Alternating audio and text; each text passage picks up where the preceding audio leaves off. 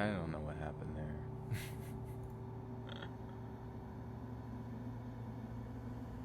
Ooh.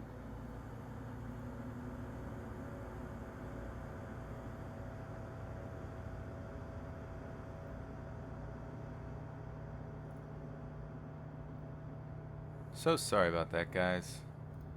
So sorry about that. My freaking doppelganger, yeah, pulled out my internet cord.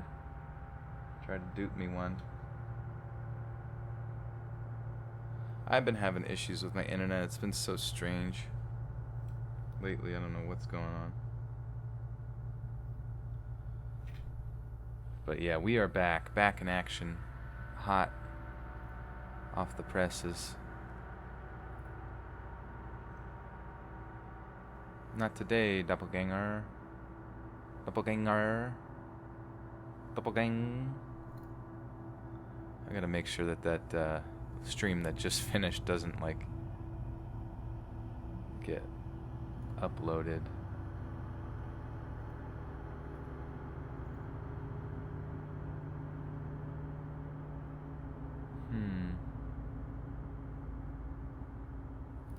Yeah, let me just, I'll still have that on the unlisted area.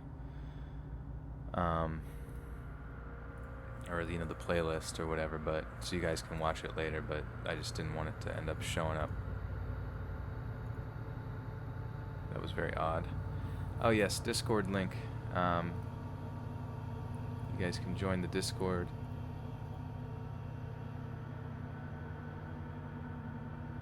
Let me get that for you real quick here. Real quick like.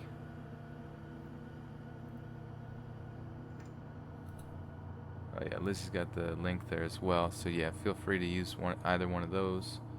Thank you.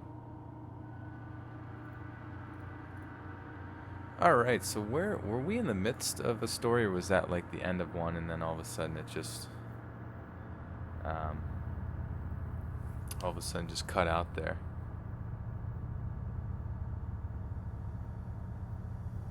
I forget. Okay, in the midst. We were in the mist. Stephen King's Midst. Sorry, guys. What story were we reading?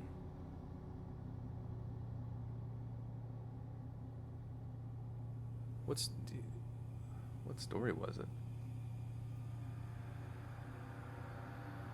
Because I still have it. Moisture.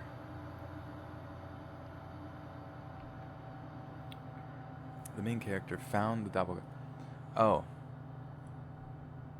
Was it the one about... I mean, I feel like a complete idiot, but... If it was... Oh, okay, the Islamic doppelganger. Yeah, that's... Yeah, I believe that was it. But someone did turn on the power, and it was neither me nor my brother, so I can't explain this one. And I think that was it. I do believe that was all that was left of the story, but... And then I think I started rambling a little bit or something, and then it cut out. So sorry about that.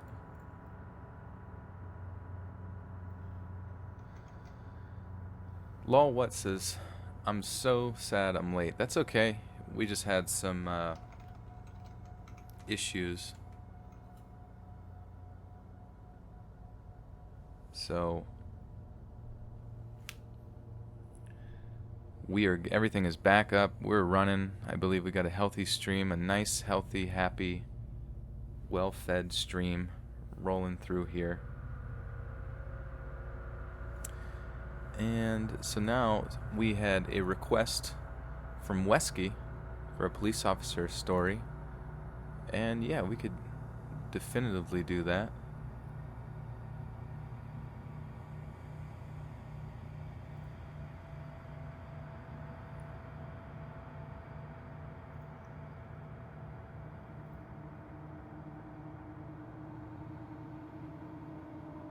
Alright. The bane of any cop's existence is working a road closure, especially on a busy street. This is actually 2 stories cut in half, and I'll tell the first half at some point. As you've probably guessed, I have a major road closed, and it was due to a crash. It was around a bend, so the road looked clear. There were flames and cones, and my car blocking the road with all my lights on, directing people down a detour. Cars were coming in groups of 5 or 6, but 99% of them figured out that they needed to go down the detour. But there's always that one guy. Sometimes it's an off-duty cop going into the office because they know not to destroy evidence or damage the scene, drive with due care, and they're going to be the unit relieving me. Sometimes they're allowed through when the road isn't completely blocked. This road was completely blocked. The president himself couldn't go through unless his limo can secretly turn into a helicopter and fly. At one point, an off-duty cop pulled up next to me and asked if he could get through. I told him no. He understood and followed the detour. So, that one guy went around the cones, went around me, and kept going towards the crash. I went full emergency lights and sirens after him, and he stopped. The gall of his maneuver caused me to be less than cordial as I contacted him. There were emergency personnel on scene, prying vehicles open, trying to rescue trapped and injured drivers. "What are you doing?" I screamed as I walked up. He pulled out a badge. I don't remember what department it was, but it was something federal. "I need to get through this way." "I don't care, this road is blocked. In case you missed it, all the cones in my police car, you can't go this way." "Well, I don't know any other way. Take the same detour everyone else is taking. Does that lead to where I'm going?" "Yes." "Okay, I'll go the other way." "Thank you." That was not a polite thank you. It doesn't matter who you are. If the road is blocked, the road is blocked. Well, I guess that wasn't a super scary one, but it's more just like a officer kind of frustrated. Fireheart, when did I call you fat? I don't remember calling you fat. Yeah, trying to sound mad. I don't want to actually yell or anything like that because I feel like I want to blow the mic, blow your guys' ears out. Fucking fuck.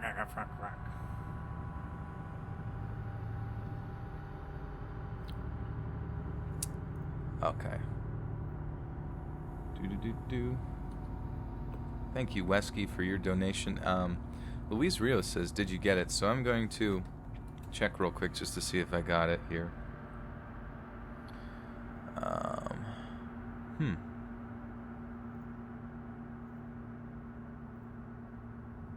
I have 2 stories from people, but I forget what yours was about, but I did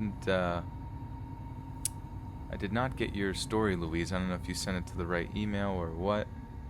Let's read submissions at Gmail. I have one. It was a true ghost story but I don't see your name or any of that in the subject area.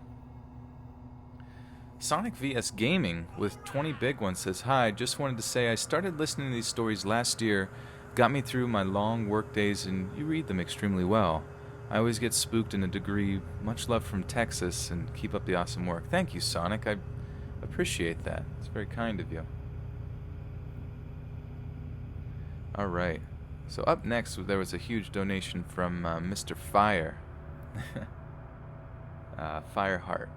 He's been a long-time fan here, so I am going to give you a nice biggin.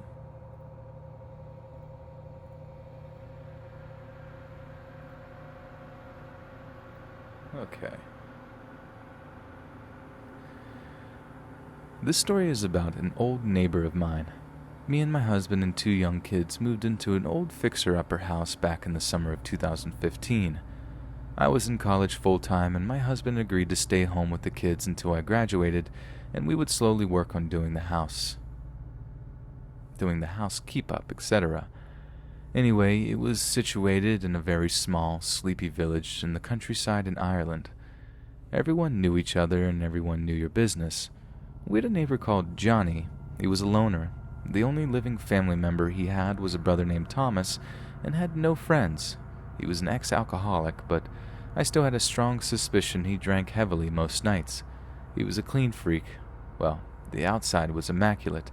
His grass was the greenest soft grass I had ever saw, and nobody could touch it, or he would come outside yelling at you to get off his property. He had expensive garden statues, and it was like a lawn out of a fancy magazine. But inside his house was dark and filthy. The floor tiles were black with dirt, and his ceiling was yellow from smoking cigarettes indoors and never opening windows. His appearance was always unkempt, and he had bulging eyeballs and had a demeanor of someone about to explode with rage. The day we moved in, he walked into our front garden and introduced himself in a rough way. "I'm Johnny. I live next door. I've been living here 66 years, 8 months, and 21 days. Who are you two?"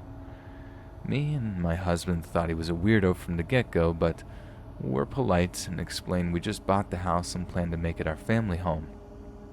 Then he said nobody should ever bought that house, that it was his late sister's house who died many years ago when she was a young woman.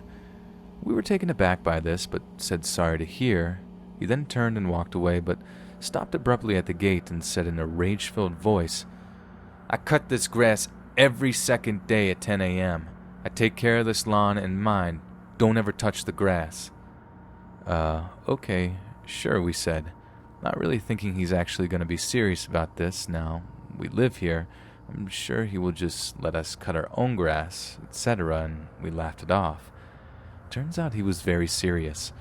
Every morning at 10 a.m., we would hear his lawnmower start up, and there he was, cutting the grass while muttering angrily, looking around wild-eyed. My husband often went outside and told him, "Hey, it's okay, I'll do it," but Johnny would continue as if he couldn't see him.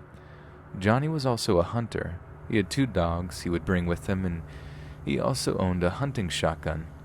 This freaked me out as guns are rarely seen in Ireland, especially to be in the hands of someone so unstable.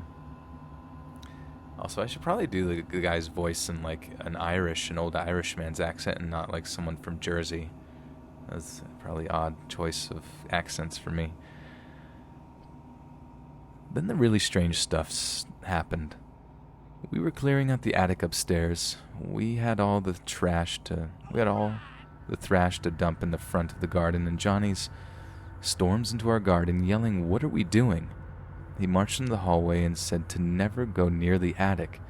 My husband got annoyed at this point and told him to leave us alone. It's our house and we'll do what we want. Johnny freaked out, screaming his dead sister's clothes are up there, and all her belongings, even her old-fashioned bicycle, and never to touch them, and they're not ours. Needless to say, we ignored him and put the stuff outside and told him if he wants them that much to take them into his own house. He stormed off and looked back at us, laughing manically.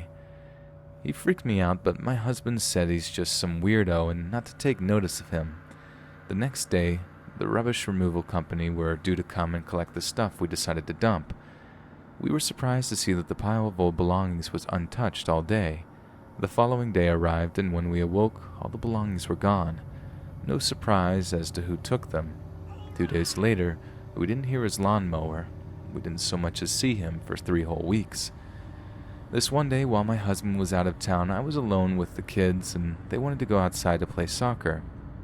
We went, but discovered all of their soccer balls had kitchen knives stuck in them.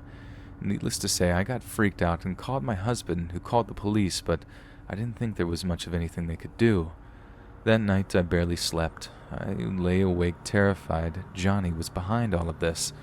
The next morning, I went downstairs early, and there Johnny stood in his backyard at around 5 a.m. It was still dark outside, and it was raining, but there was Johnny yelling, "Don't touch your clothes, Tommy." "Don't touch your clothes, Tommy. I'll kill you, Thomas. I'll kill you. Don't look at me like that with your sinful stare." That was a bad accent, but again, I was pretty unnerved and felt like I shouldn't be seeing this, so I tried my hardest not to listen as I went to the living room. Later that day, I heard Johnny start up his lawnmower as I was in the backyard with my best friend, who decided to come and visit for the day. Johnny saw us both in the backyard and stopped in his tracks. "You didn't tell me you had a sister." "Oh no, she's not my sister, she's my best friend." Then Johnny yelled, "You can't fool me." I'm not even going to try anymore. "You can't fool me. Wait until I tell Thomas what you tried to do. He won't be happy." Then he stopped yelling and stared right at us with his bulging eyes, and in a very eerie, calm voice said, "It's clear you're sisters." It's clear you're sisters. You have the same flesh." And he walked away, muttering angrily. We were both really freaked out at this point, and my husband was due home soon. We decided to both walk to a nearby store to buy milk, and as we did, a neighbor from across the street approached us. She explained that Johnny was a shady character, and the house we bought was in fact his late sister's house. But she hadn't just died all of those years ago. She'd been She's been murdered in a very brutal fashion. She mentioned nobody had ever been brought to justice, as it was so long ago, and nobody was ever suspect in such a small village. Everyone except Johnny. She said nobody trusted him, but he apparently was questioned by the police and released without charge. I mentioned his brother Thomas, and she looked bewildered and said Johnny has no living family, and he never had any brothers at all. I was totally freaked out by this information and hurriedly rang my husband to tell him. He agreed Johnny was dangerous and possibly mentally unstable due to some undiagnosed medical issue like schizophrenia or something, but he made him uneasy, especially as we had young kids. Cassie, you're gonna get married here in a second. Just kidding. The next couple of weeks involved Johnny yelling at Thomas some more and smashing plates off the floor every night, screaming, "Eat your dinner, Thomas, for God's sakes, man, I'm cooking it all day. How dare you refuse?" My husband said he would just ignore him and he might stop. My husband also brought his own lawnmower to take care of the grass. One morning, he was just setting it up. Out of the corner of his eye, he saw Johnny staring at him through an upper-story window. He could see him muttering angrily, but couldn't make out what he was saying. That night, things escalated. The kids had a sleepover in their friend's house, so we decided to paint inside and do some light renovation work. That night, there was a series of long, hard, angry knocks on the door. It was Johnny yelling and spit flying from his mouth and his hands, and his shotgun clutched so tight his knuckles turned white. "I told you, I warned you, not to touch the grass." As he said the last words, he kicked the front door down. He stood in our hallway, reeking of alcohol and cigarette smoke. I generally thought we were going to get shot. My husband tried to talk to him, but it was no use. He was getting angrier and angrier until he just abruptly stopped, stared straight ahead looking past us and said, "I need you to bring me home. I don't feel well." I protested, but my husband said to call the police, so I did. They took it very serious, seeing as there was a gun-wielding maniac in my hallway only moments ago, and now my husband had to agree to walk him just as far as his front door, not leaving my sight as I stayed on the phone with the police. As Johnny opened his front door, my husband said he caught a glimpse of the hallway. The walls were covered in yellowish newspaper clippings of the death of his sister, hundreds of them. He even had crude drawings that my husband couldn't make out. My husband literally ran and jumped the wall dividing our homes. When he'd done that, he walked on the grass. Johnny came out with his gun aimed right at him, and just as he did, 2 police cars showed up. Their timing was remarkable. Johnny had to be tased twice, but was eventually overpowered, all the time yelling he didn't kill her, his sister. The court case is still pending, so I changed his name for obvious reasons. He's being investigated for his sister's death, as there's now breakthroughs with DNA, and he's still aggressive and manic in jail apparently. Keeps saying Thomas will die without him. Who will look after Thomas? His house now lies empty and unloved. The once manicured lawn's now overgrown and wild. It has a creepy feel about the place, and the newspaper clippings still remain on his hallway wall. Yikes. Johnny be nuts. I can do a slight Irish accent, but not very good. But I don't know if I can bring it lower. I can't do an Irish accent that... No, it's just trash. Might as well not even try it. Gotta practice in front of my mirror before I bring it to the big leagues here with my chat. Calandra Green with a $1. Thank you, Calandra. Appreciate the donation. Mama Bear Royster with the $2 and a heart.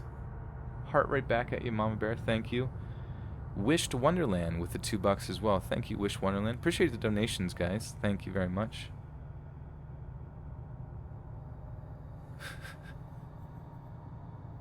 But yeah, thank you, Fireheart, for that.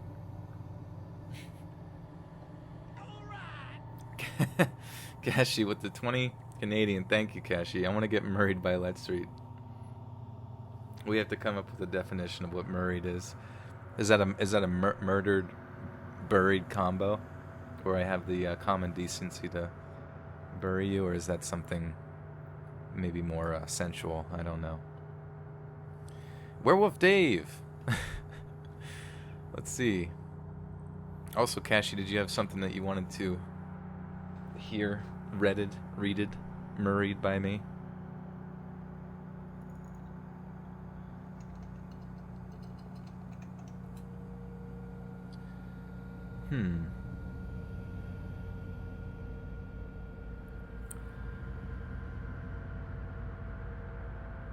Let's see here.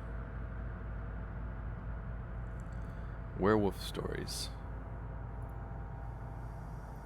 Kind of hard to come across them. Leah Cross with the $2 says, "Oof." It's so funny. I find myself. I haven't really said it too often, but sometimes if somebody in we're playing Overwatch, they say "oof" quite a bit. It's hard to avoid saying it. That's become the new meme that's taken over our words. Alright, so perhaps just something about a dog man. That sounds relatively werewolfian. Howdy, y'all. My family has a fairly strange relationship with the dogmen in the southeastern region of the U.S. I've always lived in Maryland, but my family originally started off in Louisiana. My family were, as my grandpa put it, carny entry piners. Best way I can put it is what is it? Carny entry piners. I don't even know what that's saying. Anyway, our family arrived from Cuba and started our little carnival act, which I'm happy to say isn't still in action, around 1898. They would travel throughout the South performing and doing work on defunct plantations and farms. During this time, my you get the point, grandfather came into contact with a local Native American tribe. He never really talked about it, but shortly after, my family started having contact with dogmen. My grandfather, back when they were still traveling with the carnival, talked about seeing the beasts walking around their camps at night.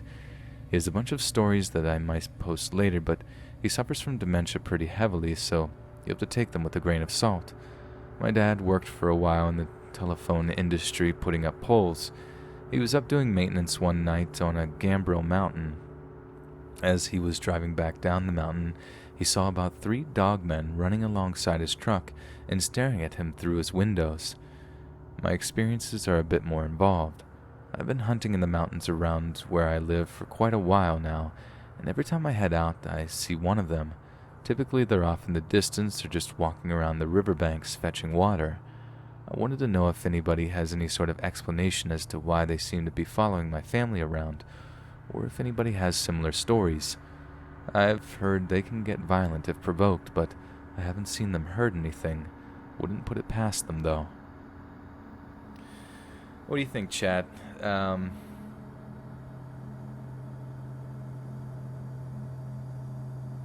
you think, what do you think about these dogmen? Do you guys believe in dogmen? What's the deal with them? They real? They dangerous? Alright, Louise, I am checking my email and we're going to read a deep web story if it... Okay. There it is. First one to pop up, baby. I gotta be 18 to view this shit. 18 plus.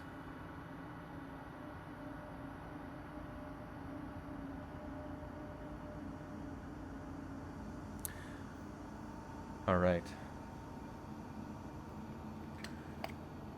Let me lube up the lips. Activate flux, which I probably should have had on from the beginning.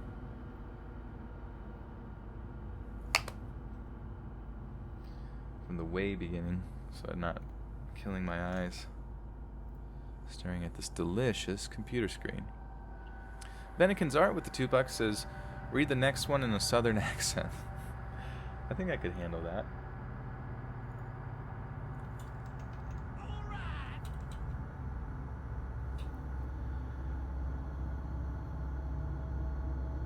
Fireheart, thanks for hanging out. You're about to go play some Total War. We'll catch you later. Thanks for the donation and thanks for being with us here. Hope you have fun. I haven't played Total War in a long time.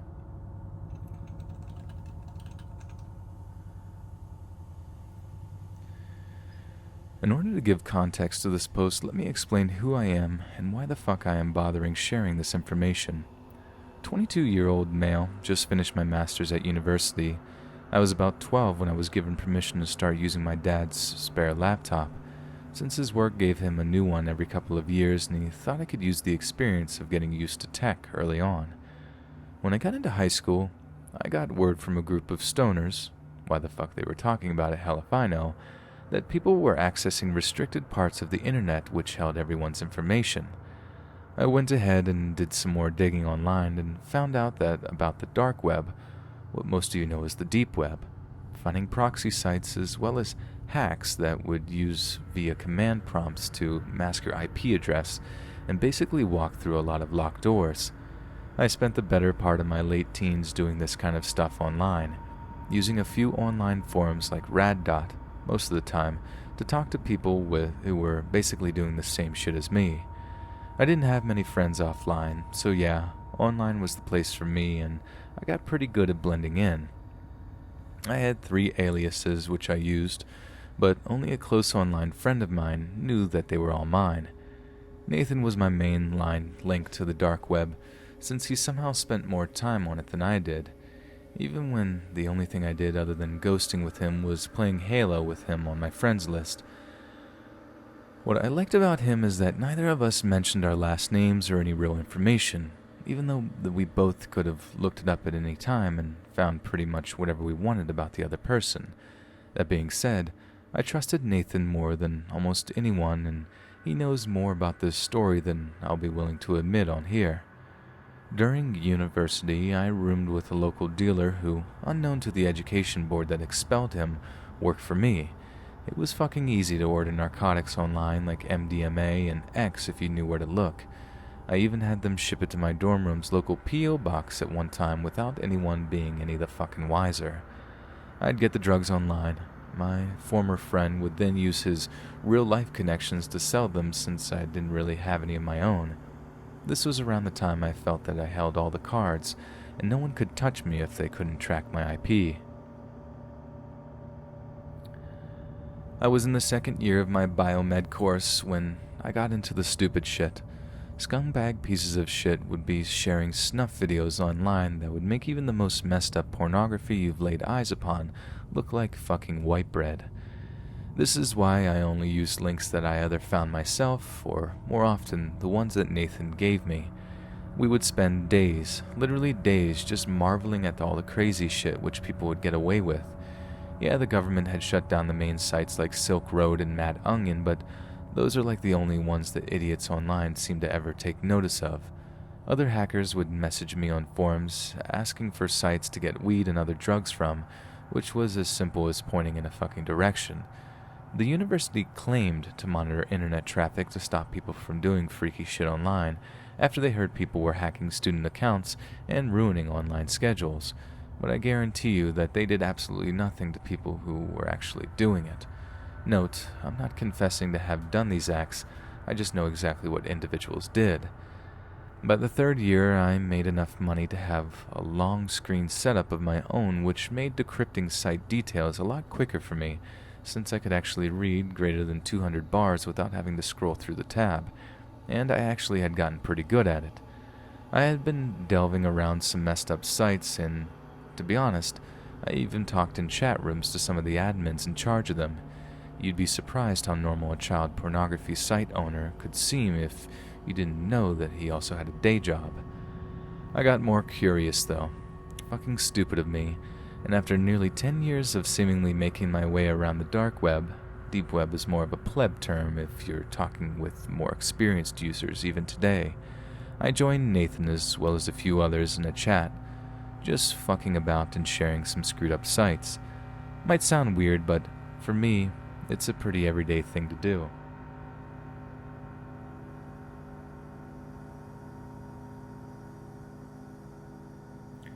Nathan and another friend were talking about some site that no one had managed to get past the encryption, to apart from one other person who's even more of a no-life than me. The rest of us are pretty sure he's autistic or some shit because the site he shared with us was arguably the most vile thing that I've ever laid eyes upon. For those of you still with me, this is why I'm posting this here. This site is the most cancerous and revolting sector of the darkest part of the dark web. It is a scar that I bear to this day, and it is one that I will never, ever forget. I'll warn readers again, this is not for the faint-hearted, and something that even the most emotionally numb people will not be able to deal with.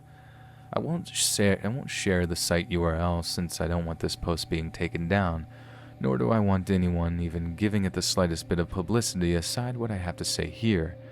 That being said, it did have a subheading in the HTML that I'll leave other people like me to have a look if they want to. Most people refer to it as cold body. The autistic dude who was in the chat room either gave Nathan and I encrypted URL for us, but he was too fucking giddy about getting through to the site himself to send us an encryption, so Nathan and I had to manually go through the whole process ourselves. We tried for hours. Nathan and I had been doing this for the entirety of our adult lives, yet we'd never seen code like this before. Come to think of it, I doubt that the other guy in the chat cracked this by himself. Nathan and I both called it a night, so I left the command prompt open and went outside to smoke a joint. Nathan remained on the chat so we could play Anvil, a Russian crack of Halo for PC, but when I got back, his microphone was muted for some reason.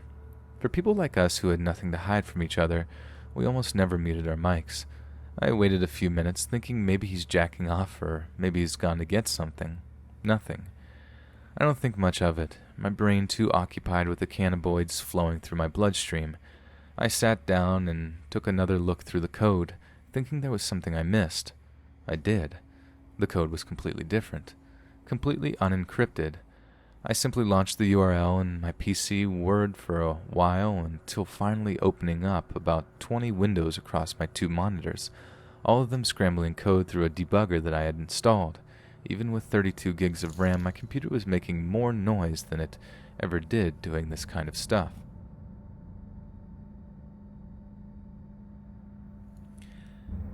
I thought to myself, shit, I'm going to have to OC my shit in the BIOS if I was going to have a shot at getting through, and I was not feeling up for it after smoking too much.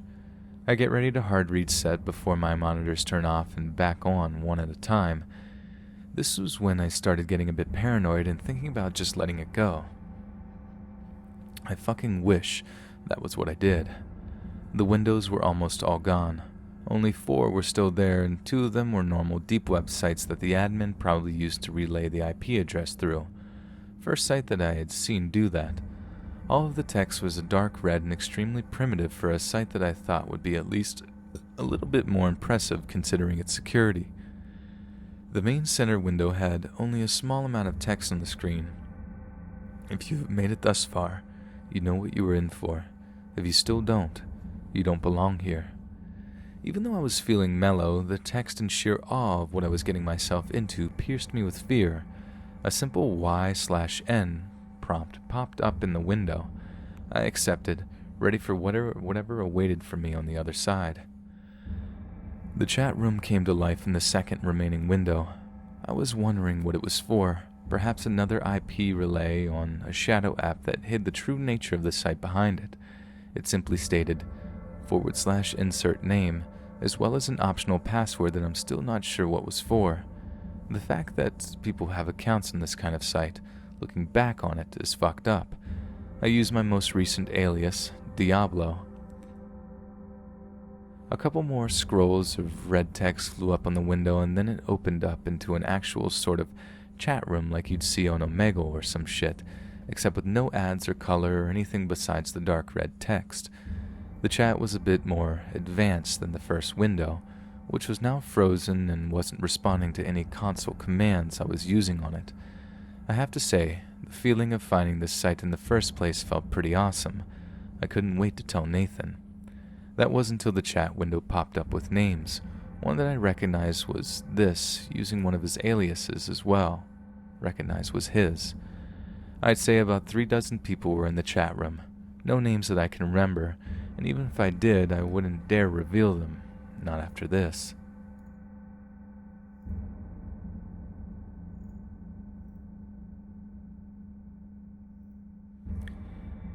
I tried calling Nathan on my phone, but he obviously wasn't picking up. We were so fucked. It was stupid for us to delve this deep without even knowing what we got ourselves into. Users definitely had met before, as they immediately started posting messages to the window as me and Nathan remained silent. As they were casually talking about stuff, I was starting to calm down a bit. Maybe this was just some stupid exclusive cult website that talked about organizing deals or other dumb shit that I've found in the past. It all seemed so natural, so why all the obscurity?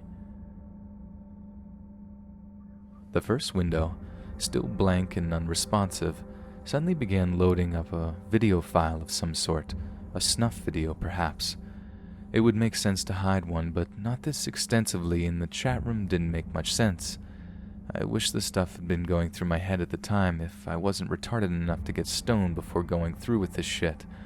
I felt tempted to ask the other users what the video was about, but I was afraid that might give me away as someone who's not supposed to be there. Nathan hadn't said anything either, so I wasn't going to risk doing something suspicious like that. I got the guts to ask, "What are we all here for, then, you cunts?" Trying to sound as eccentric and dim-witted as I could. I didn't get a response from them. As a matter of fact, no one said another word. Nathan stayed quiet, but I assumed that he noticed me in the chat as well now that I posted. The video had stopped loading and had begun playing. Some more messages from the other users sharing their application as footage of a dark gray basement somewhere took shape on the screen. The resolution for the video was pretty awful at first, but rendered pretty well after about 30 seconds. I was scared shitless. No one else in the house that I share with my roommates. Most had left for summer vacation, and I didn't head home for another 2 weeks. I was home alone in the dark with little else but the ambient sound of whatever was happening behind the camera in the video. It stays like this for about 4 or 5 minutes. I spent every second of it staring at the screen, waiting for something to happen. Finally, a dude steps onto the screen holding up a whiteboard with foreign letters on it as well as the words "cold body" underneath. The guy was fucking ominous to look at, pretty overweight and what could only be described as a motorbiker's beard. The man spoke. I had no idea what he was saying at first. He was speaking in Chinese, I think, but I don't really know. I'm not a linguist. Luckily for Nathan and I, the man had another person beside him who spoke some broken English. "Hello, users. Welcome Cold Body Show," I think he said. I was honestly more interested than scared at this point. This video looked like it could be something worth showing to others. That thought never crossed my mind again. The man with the broken English bursts into tears and sobs out of nowhere. He sobs in front of the camera and jerks around in what I can only guess was desperation. The man holding the sign yells at the guy in Chinese before another man enters the frame and puts a gun to his head. Before I could even realize it was a gun, the man got fired. Before I could even realize it was a gun, the man fired. He didn't stop there. Pressing the barrel of the gun against the dead man's temple, he fired again and again, each shot spraying blood, and what I guessed were pieces of the man's skull all over the place. Okay, so a shock video. Not much out of the ordinary here. That was when I stared at the chat window again. The users were talking about what they should do next. Users were all typing in different languages, but almost all of the English ones that I read said shoot him again. I realized then that I wasn't watching some shock video or stupid snuff film that the admins had hid behind a wall of proxies. This was a live stream. I was watching a live stream of people being murdered in front of me. We all were. I type into the chat, "You sick fucks, and what the fuck are you guys doing?" But the texts weren't responded to because so many people were spamming the chat with foreign texts I couldn't read. Another person is brought out in front of the camera, this time already sobbing and trying to break free of the ropes that they had bound around her ankles and wrists. She was bare naked and covered in bruises and cuts. I didn't do anything but wait for the inevitable. The man shot her in the head and watched her body fall limp to the floor. People in the chat cheered and asked for more. Someone picks up the camera and positions it in a different direction towards a metal table covered with some sort of bin liner. The woman's body was dragged by the hair into the frame and placed on the table. What happened next, I don't think the world should know. I'm not kidding. This is your final warning.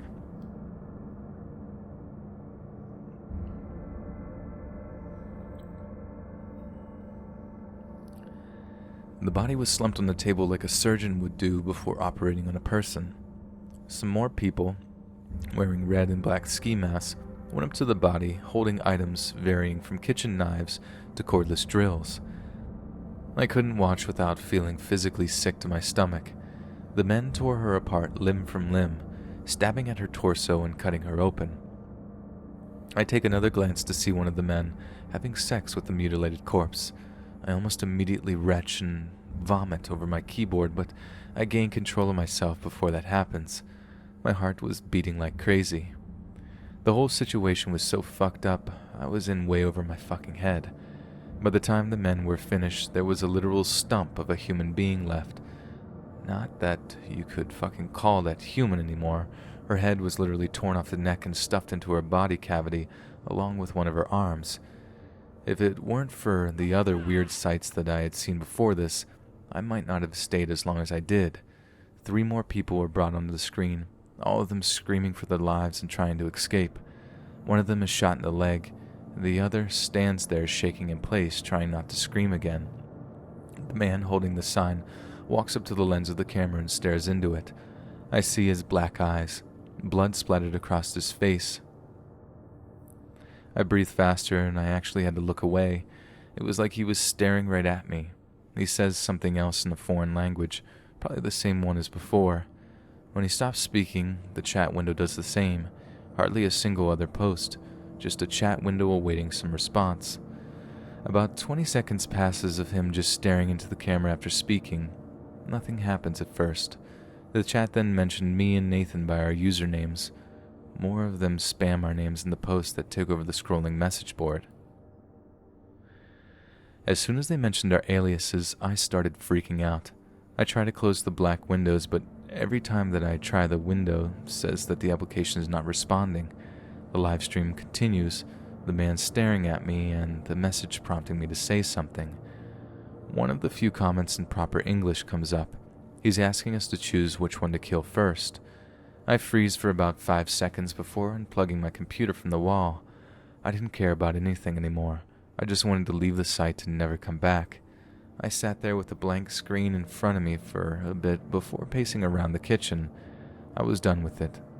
I didn't sleep at all. I was too traumatized to even think about resting after what I had seen.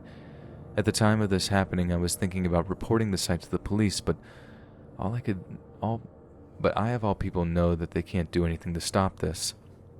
To think that more of these sites could exist, that more people are getting gunned down and mutilated for entertainment, it's something that I can't fucking think about. Fuck. I spent 2 days talking by some close friends about this stuff, though I left out all the details and just said I'd seen something disturbing online. They all know what I do in my free time, so they didn't think much of it since I'd mentioned snuff films and messed up sites before. They didn't know what Nathan and I had seen. I mustered up the courage to turn on my PC again, and I was fucking relieved to see no signs of any viruses, and most of all no black windows scattered on my desk. I immediately go to check if Nathan had left me any messages on RadDot. I had several messages from him with a few files attached to the second. I was hoping to talk this whole ordeal through with him, but the files immediately caught my eye. The fucking attachments were pictures of me, stolen from my Facebook and email. Pictures of my old school, university, and even my friends here. The messages after were my addresses, emails, online aliases, and even the names of my family members. My IP address was posted to the bottom, and I realized how fucked I am. The last picture of me and my old girlfriend with her IP address and details pasted on top of the picture. There's no fucking way that they tracked me down. I take a few minutes to pull myself together before writing back, "What the fuck happened? Who are you?" I didn't get a response and still haven't to this day. He has all my details.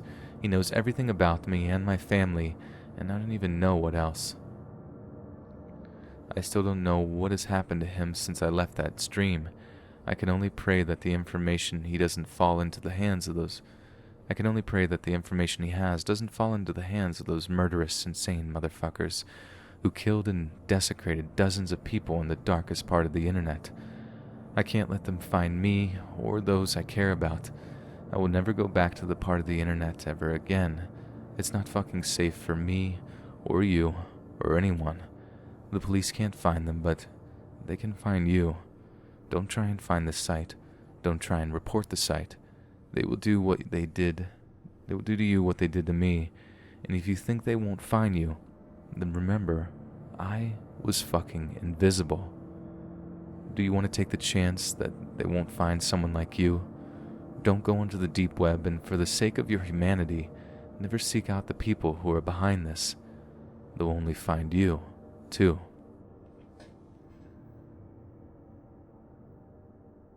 Oh, whoa. Package emojis. I didn't even notice those. They kind of look like butter a little bit. I was like, did I get some butter emojis going? Alright, so Melissa Valles, I'm not sure how to pronounce that, had donated $5, saying, "You're awesome. Paranormal story, please." Absolutely, Melissa. You got that right.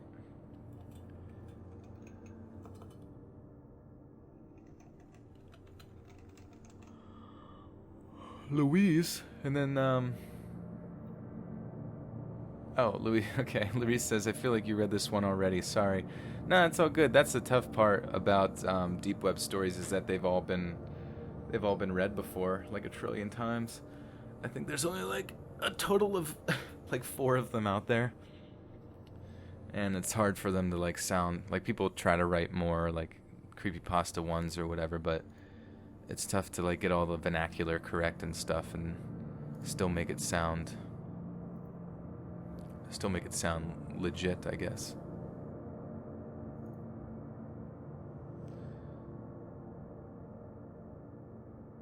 Here's a story. I dropped me cookie in me glass of milk and it sunk.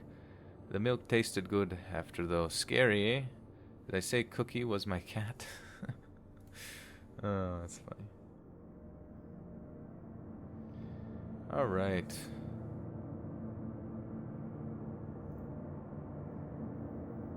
The name is Bond. Joel Bond. I will be playing the new Bond movie, so hopefully you guys go see that. Alright, so thank you, Louise, for your deep web. I hope that was satisfactory. Nellie had requested a true story.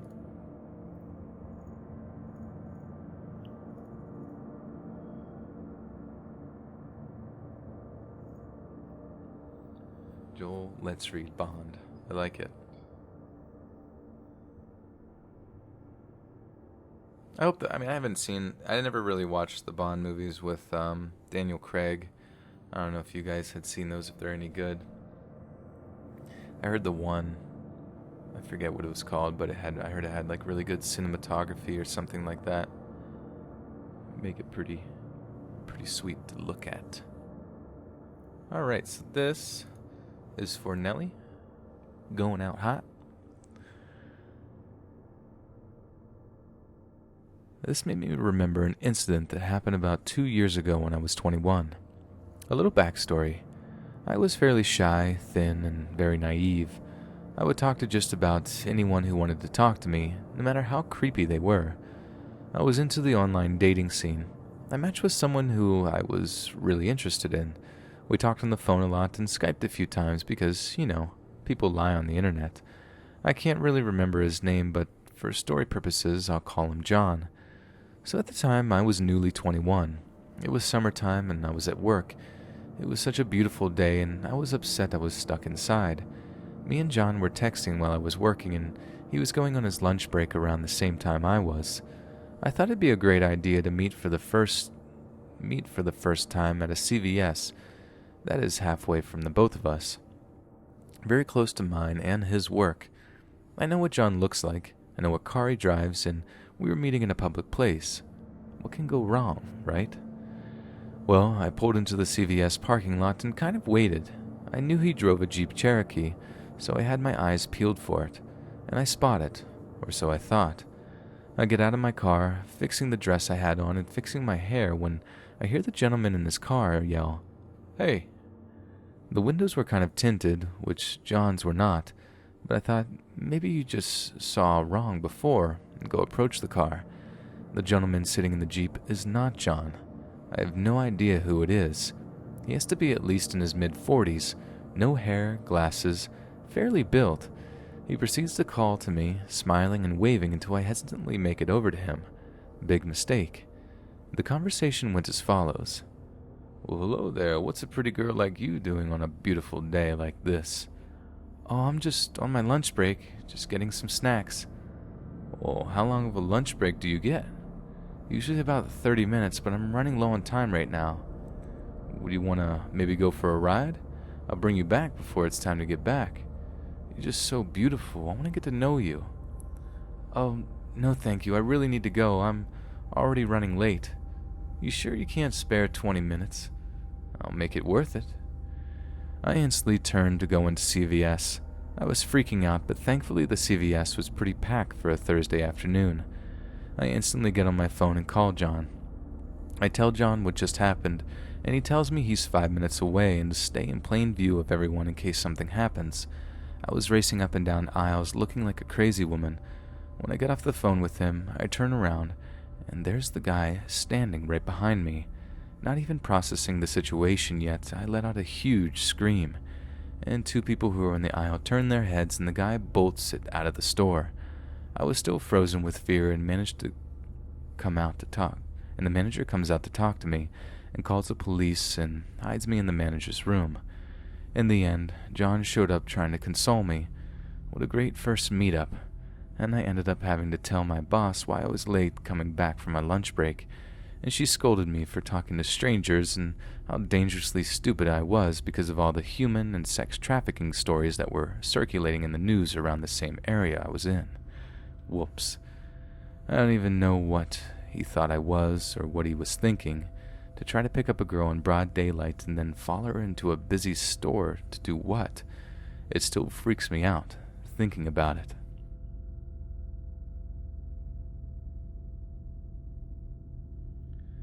I like his voice, period. I listen a lot at night going to sleep. Thanks, Marie.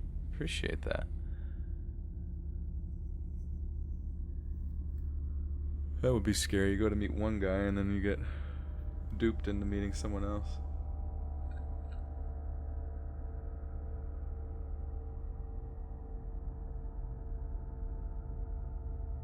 Sorry, 1 second.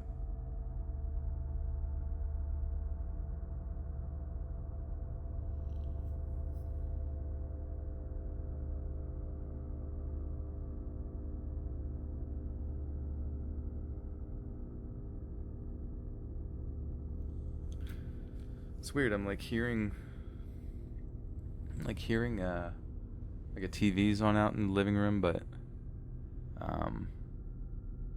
there's no TV on out in the living room, so it's really strange. Quite odd, quite odd. Maybe I'm starting to go crazy. Glaswegian accent.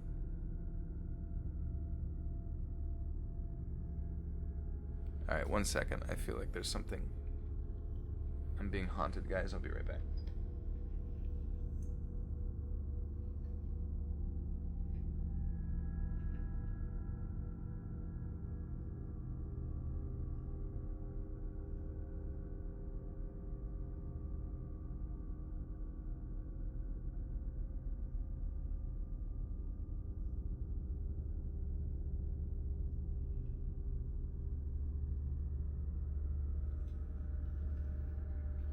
Huh.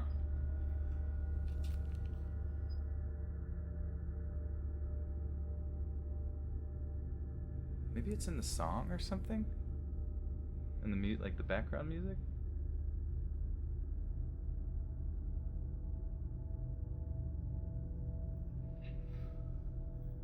That was really weird. Did anybody else? No one else heard that?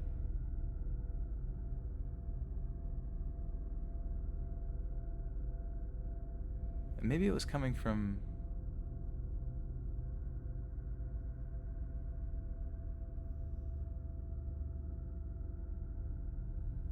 I'm gonna just assume it was in the song or something and like picked. I don't even know. Kind of messes with your head a little bit. Sorry.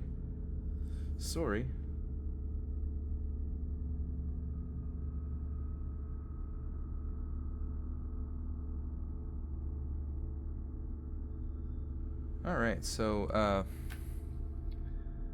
should I send you the ghosts from the catacombs? What is under my house to look after you if you're scared? Yeah, you can, if they would help at all. All right, Venikins would like to hear. What's a southern accent?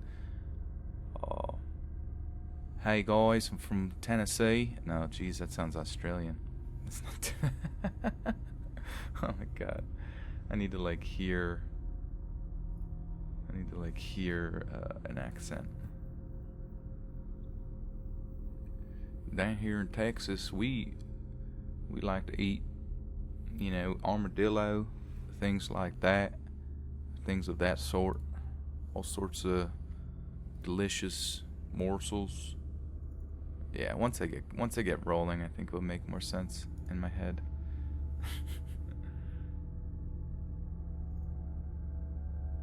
First, an introduction. I'm on the autism spectrum and often cannot socialize properly. As I'm writing this, I'm currently 19 years old. This started around 8th grade and continued until sophomore year. Also a note that this friend was vegan, atheist, and I was religious. I started going to a group that helps people with autism learn how to socialize. The first year was fun and I made several friends, but the second year, I met someone who shared similar interests with me at the time. Their name is Levi. They and another friend and I had made and I hung out all the time together. We'd had some good times. It should be noted here that Levi is transgender and identified as lesbian, though at the time they still called themselves female for the first part of my time knowing them. But the first red flag I noticed was that they had anger issues. I kept making tiny mistakes, slip-ups that could easily be ignored. Levi, however, took this as a personal attack and went on the defense, using the same excuses such as, I'm bullied for being gay, everyone hates me, and so on. We had fights way more frequently than was normal for best friends. Soon enough, they came out as trans. I had trouble learning their pronouns growing up in a religious household. Of course, they got mad every time I slipped up. At one point, I felt so guilty about it, due to them guilt-tripping me, that I self-harmed. One time I messed up with certain LGBTQ terminology and they absolutely blew up. I tried to make peace with them, but they were so full of rage, I shut down and stopped talking to them. I showed my parents all the texts, and they talked to Levi's mother. Of course, she was apologetic, but nothing changed. Once I had quit talking to them via text, they tried Instagram, Tumblr, any form of social media that we were following each other on.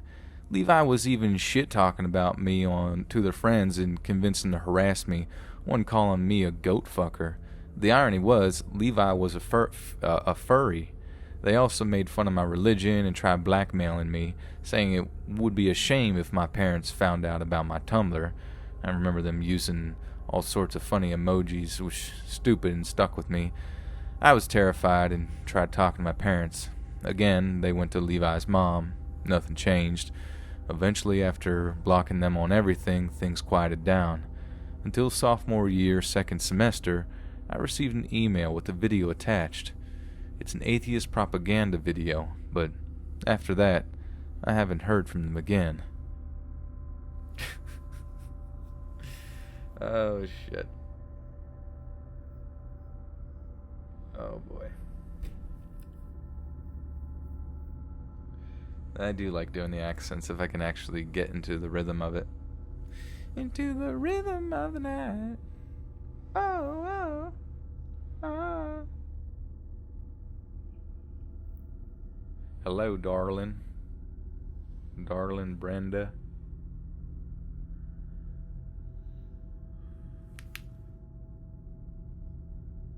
No, I don't think Texans talk like that.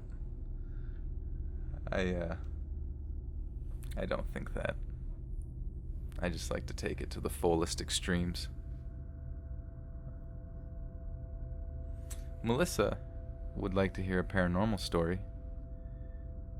Oh yeah, we'll do a Canadian accent, sure, for this one, if Melissa's okay with that. I don't know if she could be, pretty relaxed about it, but we'll see what she's thinking, eh?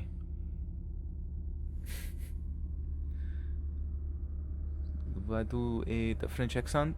This is me doing the French accent, and sometimes I would deep talking about things, but a lot of the times I don't really know what I am saying because I only know a few words. And how you say poop my pants?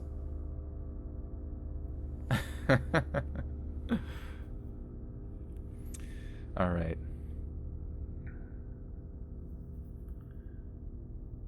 Melissa kills Canadians. Don't kill me.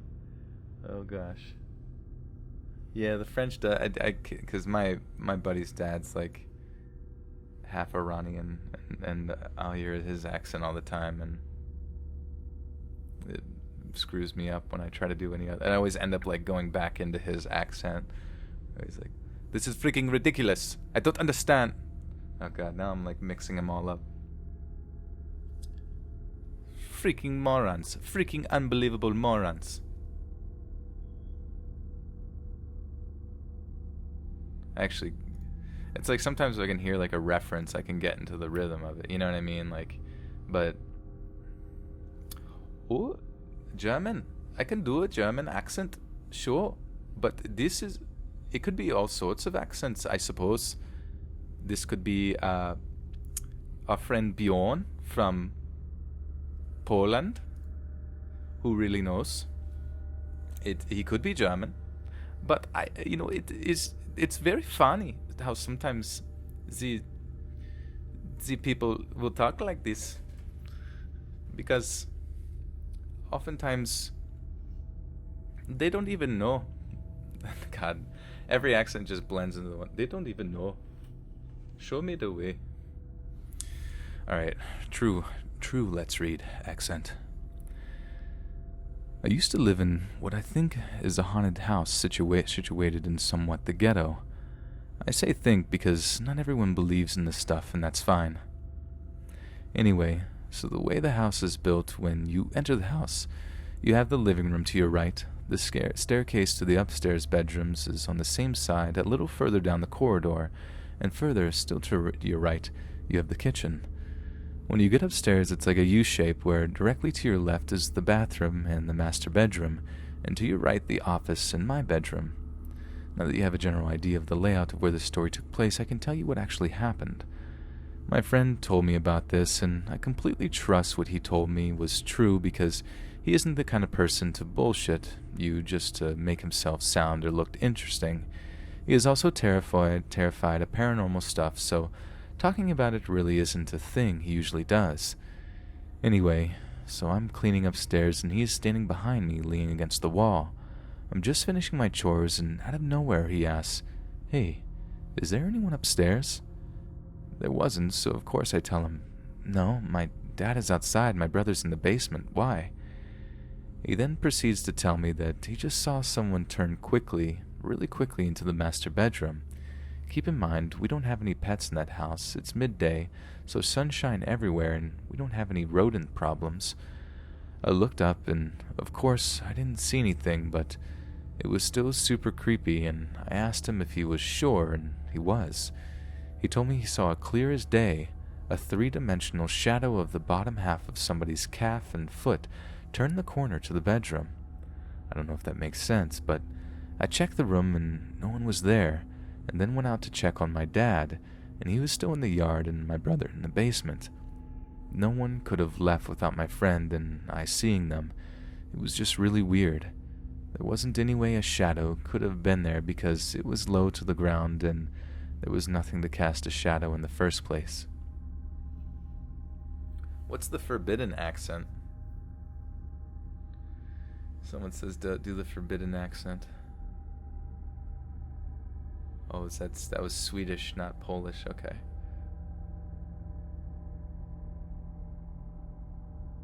Tell me this forbidden accent and I shall attempt it. Oh, it's forbidden so nobody knows it. Okay. That makes sense.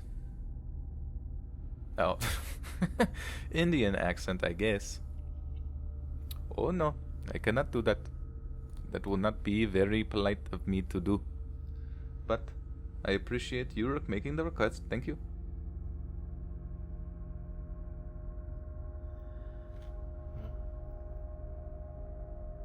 Russian. This is my Russian accent. Sometimes things you must talk through kind of the front of your mouth.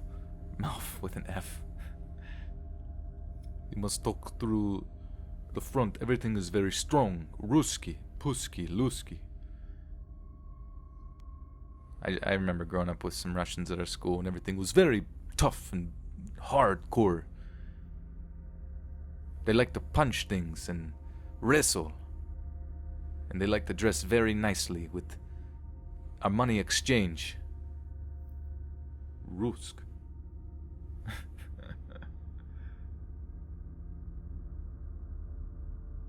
In Soviet Russia.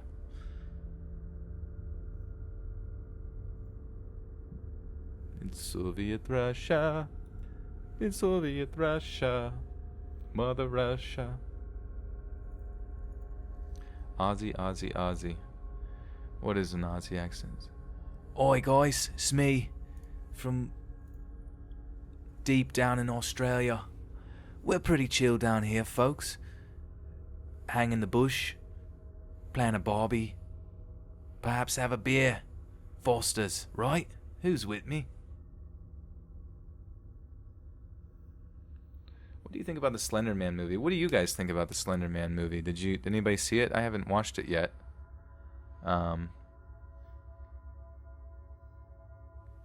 So I have no idea if it's any good. I did have a story that I was going to read. A friend of mine sent over Twitter, but it was a little long. So since we don't have any backup donations right now, I did Melissa's paranormal story. Thank you, Melissa. I hope that was sufficient. I would like to do one in a Canadian accent just for the hay of it. Soviet Russia story, read you. Hyped up movies usually suck. Yeah, I think the Slender Man movie kind of snuck up a little bit on everyone, so it's who knows if it was good. Did anybody see it? Let's see. Oh, Vanessa says it was quite bad. British accent. This is my British accent. This is how we talk down in Britain. Oi, mate. Perhaps we could... No, that's not it.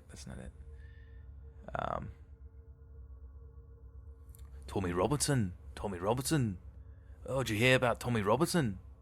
Oi, mate. She awoke alone on a stretch of sand that swept away in the distance. On one side, the glittering turquoise of the ocean stretched into infinity. On the other, a dense jungle cast a menacing shadow, impenetrable to the eye. Northern accent-ish.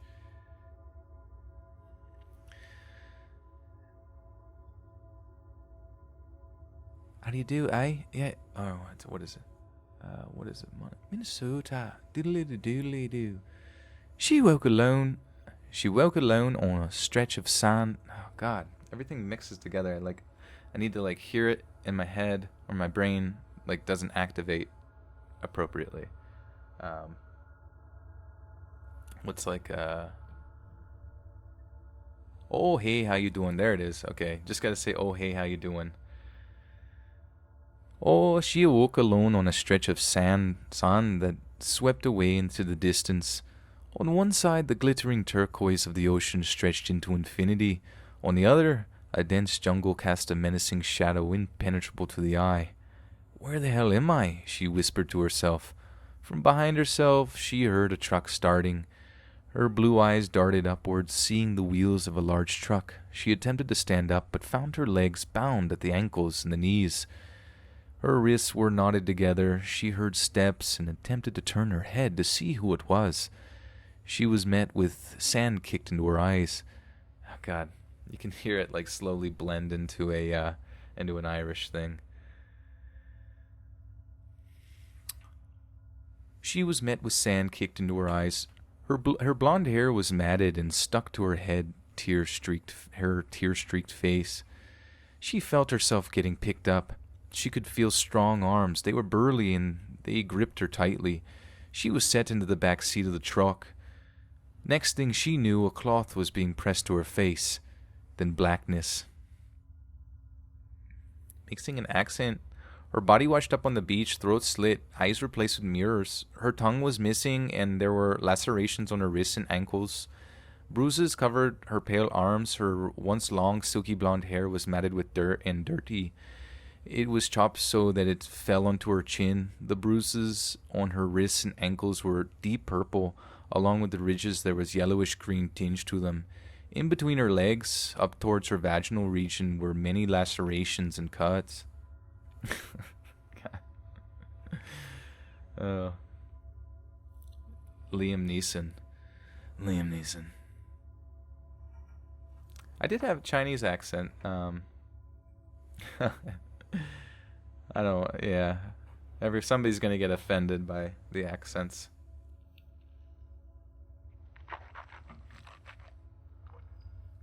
Liam Nee's son. Hidely hodily. Rachel Abella with the $10. Thank you, Rachella. Paranormal, please.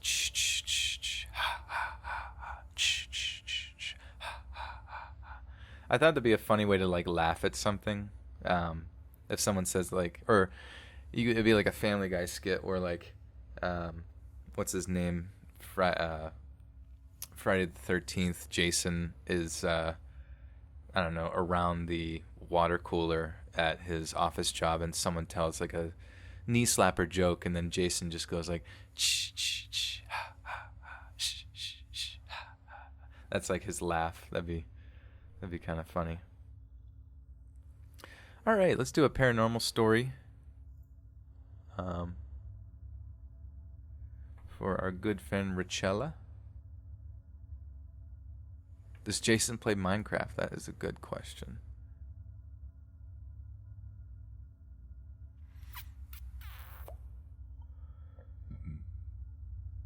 Creatures? No. Okay. So this account happened several years ago. I was 18 at the time, and my father asked me if I wanted to make a little extra money. Of course I said yes, and he got this contract from a school for the summer to clean and get ready for next year. He had other jobs to do, so I helped him with this one, and of course he would pay me for the work I did. I had worked a couple of nights with my dad, and he would tell me what to do and where to go just to get familiar with the school and show me what keys to open what doors. So once I had that down, he would leave to go do other work while I would stay at the school. I had a morning job, so did my dad, so we would go later at night, somewhere around 8 or 9 to start, and depending on how quickly we did the job, I would usually be done at around 1 or 2 in the morning. Anyways, this school was big, 3 floors with 2 gyms and several offices and a small chapel, too. There were crosses everywhere and pictures of Jesus, of course, and I never felt uncomfortable. But this one night, I had just finished waxing one of the gym floors and was alone that one night. My dad would come back and pick me up later. It was around 11:30, and like I said, I had just finished the gym. I was walking down the hallway back to the janitor room to get more supplies. when I heard the gym door close behind me, scaring the crap out of me. I knew I had propped the door open, but I paid no mind to it. I just went back and opened the door again, and propped it open again to make sure it wouldn't slam shut again. Nothing else happened for the next half hour or so, till I heard someone call my name. It was faint at first, like a distance I thought it was my dad. So I waited till I heard my name being called out again. It was much clearer this time, and it did sound like my dad. I yelled back that I'm in the office, and I kept cleaning, waiting for him to come my way, and I waited like 5 minutes, but he never came, so I dropped what I was doing and yelled again, "Dad, I'm in the office cleaning," as I was walking down the hallway where I heard him calling me from. That's when I realized it couldn't be him.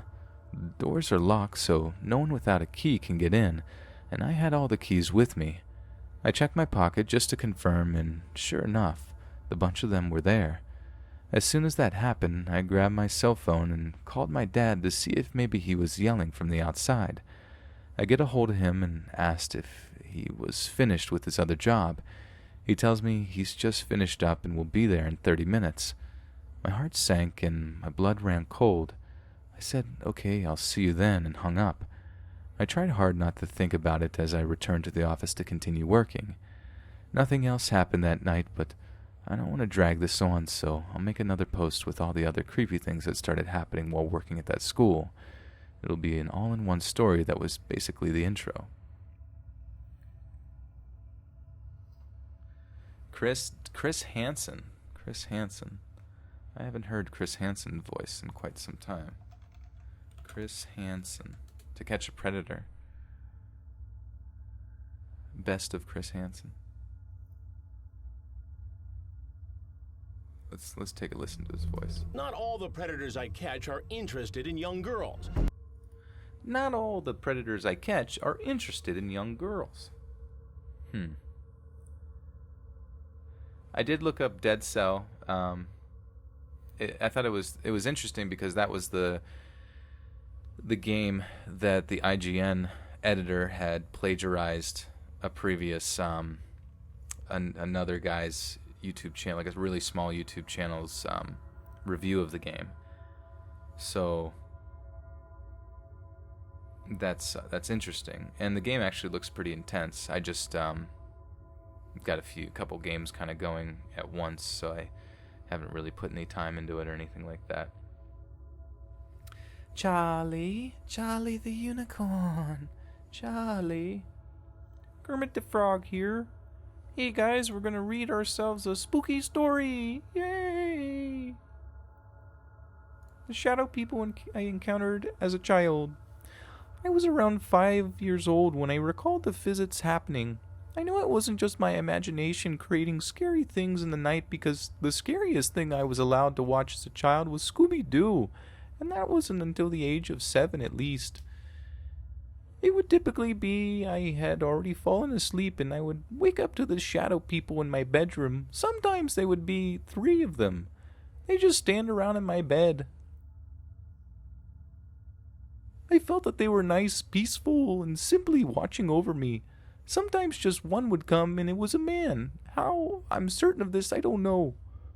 There were no distinct faces or even eyes, just shadows. I know they came to me more than once, but I can only vividly remember one encounter. I never felt that I'd be afraid whenever I saw them. In fact, during the most vivid visit I can remember, the man sat on the edge of the bed, and I was okay with this.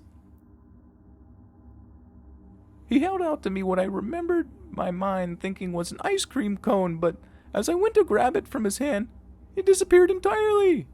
God, I'm losing it. I'm literally losing. I don't even know. Kermit the Frog here. Or Kermit the Frog. Oh, I was doing it completely wrong. Kermit the Frog here.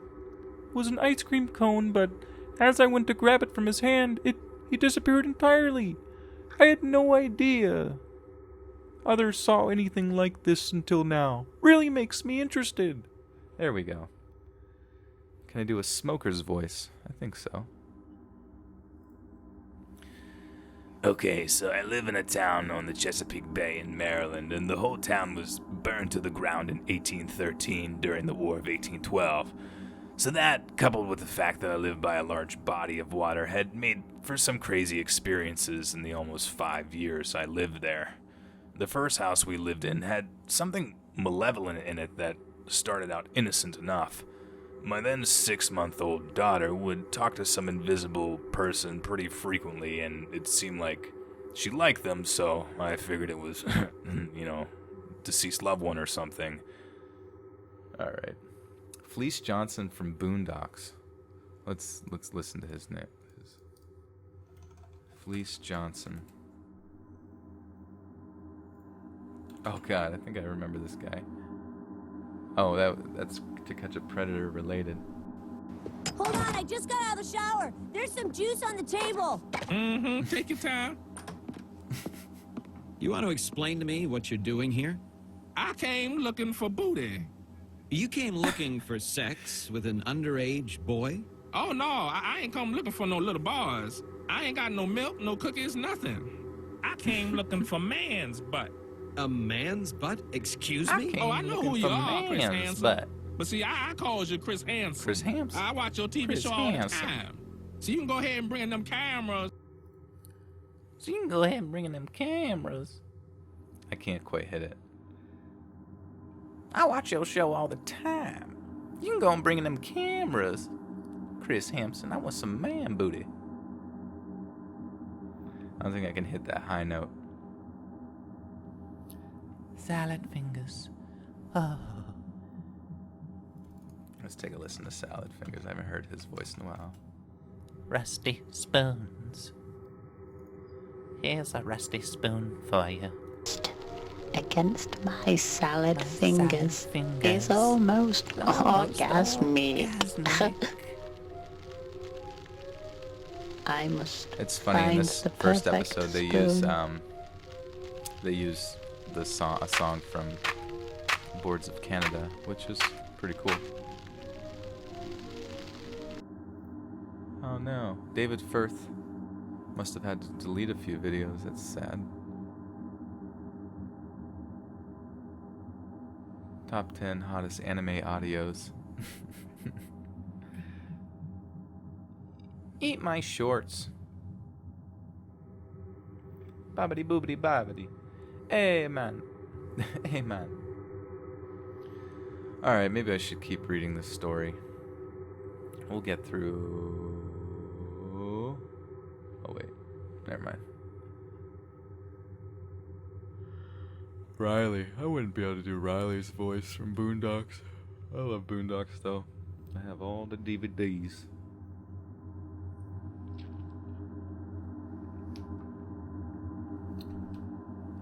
Boogity boogity boo.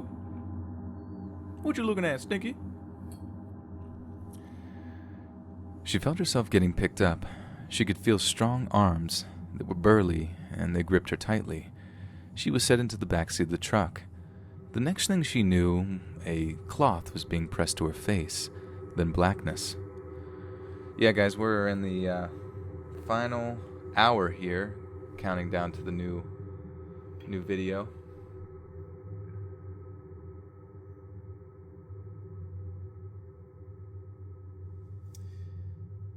So be ready, because we're going hard in the paint tonight. Morty, Morty, we gotta do something. We gotta get out of here. Your dad, he's been turned into a bug. Morty. I don't know, Rick. Seems kind of. I don't know, Rick. Seems kind of stupid to me. Morty, no one cares about your opinion. Does it sound more like Beetlejuice? It sounds more like Beetlejuice. Okay. Let's listen. Best Rick and Morty. Brick and mortar. But he has to keep going to school. Okay, Jerry, you drive a hard bargain, but what am I supposed to do, see? Okay, Jerry, you drive a hard bargain, but... Say no? You really wear the pants around here. I just want you to know, between us from now on, it's gonna be 100% honesty and... Alright.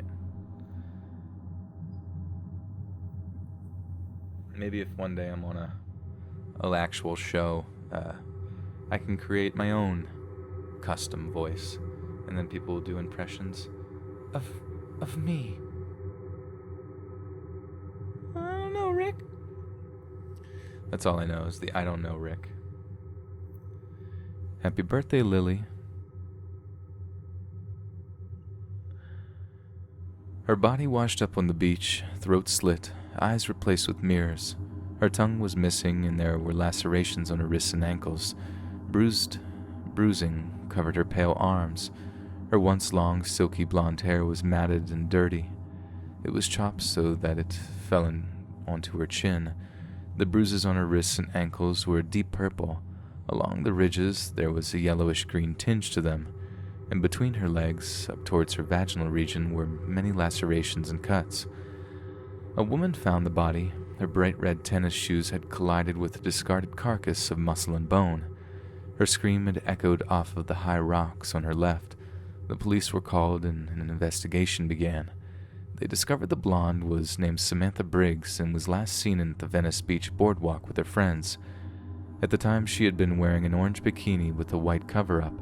Both were missing from her corpse. She was taken to the little morgue into their small beachside town. Once they discovered the missing tongue, they decided to call in the federal agents. There were 4 of them in all. The oldest was about 48.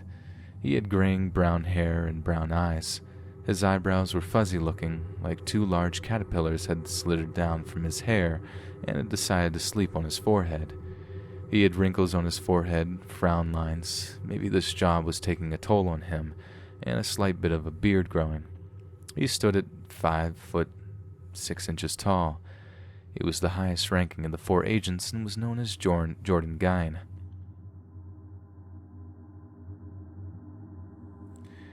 The second highest ranking agent was a woman of 34. She had short burgundy hair and bright green eyes.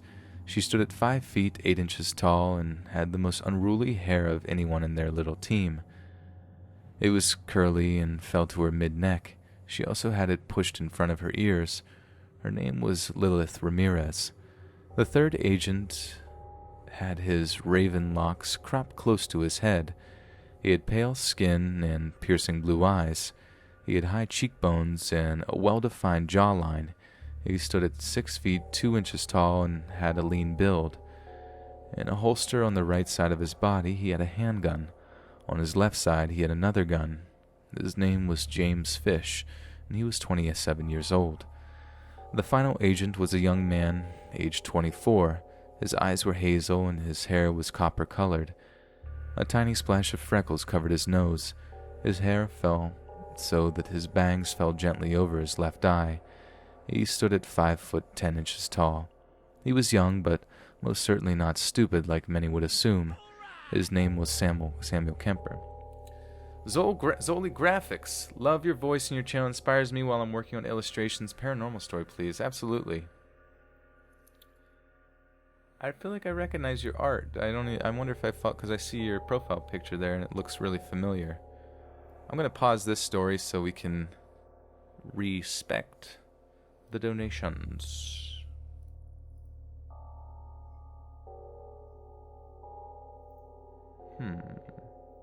I'll read 2 stories for you here because these are kind of short.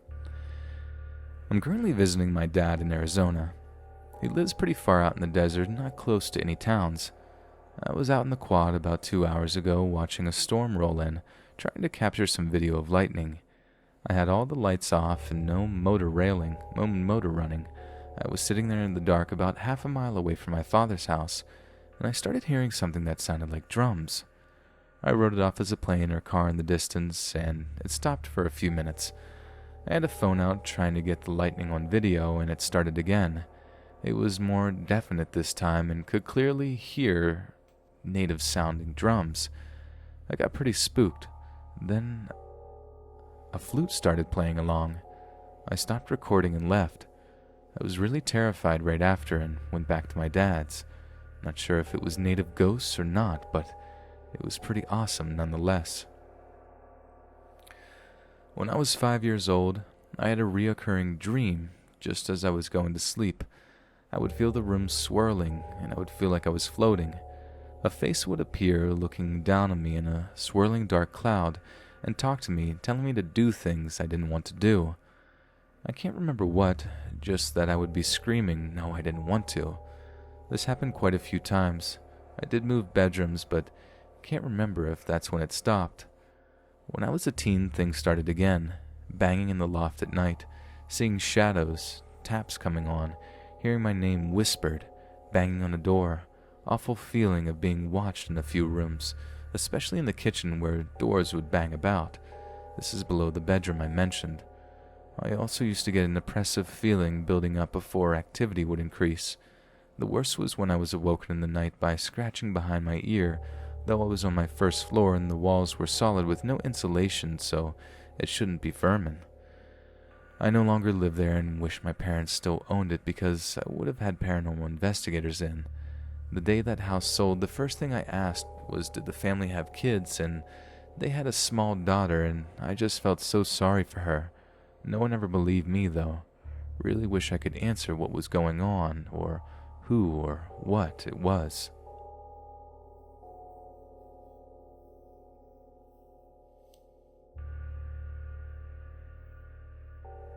Okay, Zoli, yeah, we did a collab together. Okay, I was gonna say I recognized your stuff. Sorry about that. It's been a little while. Guys, I'm gonna grab some food really fast, just out from the kitchen. Got some mic effects. Grab, what does it say? Try SCP-049, the Plague Doctor Law. For example, in the singing "Ringle, Ringle Roses," a pocket full of poisons. A tissue, we all fall down. Be right back.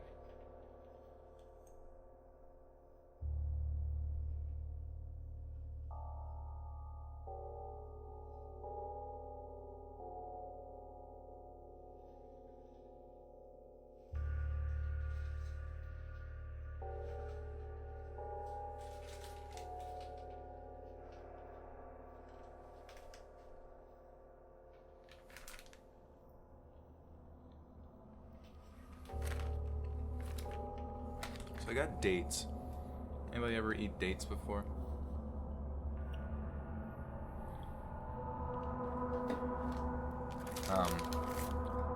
Good night. Oh, Huey. It's hard to read. I'm not sure how to pronounce that name. It's a good name, though. Yeah, these are pitted dates. Organic. I get the other ones that they have that are not organic, and they're pitted. And I swear to God, they're like covered in syrup, which I'm not arguing, but like, it's weird. And as you get to the bottom of the bag, they're like all so clumped together in like whatever natural date syrup is on it that I always just like to assume that like maybe they like threw a roach in there and just covered the roach in syrup. And I would be none the wiser. How do I keep up with my job on YouTube? YouTube's like my full-time thing. My job, I've only ever, anymore I work like 1 week in a month just to maintain my license and stuff, or when people need me to pick up shifts, so it's not like it's a full-time deal over there. But do I lead a healthy lifestyle? I do. I guess you could say, like, I work out a lot. I do CrossFit.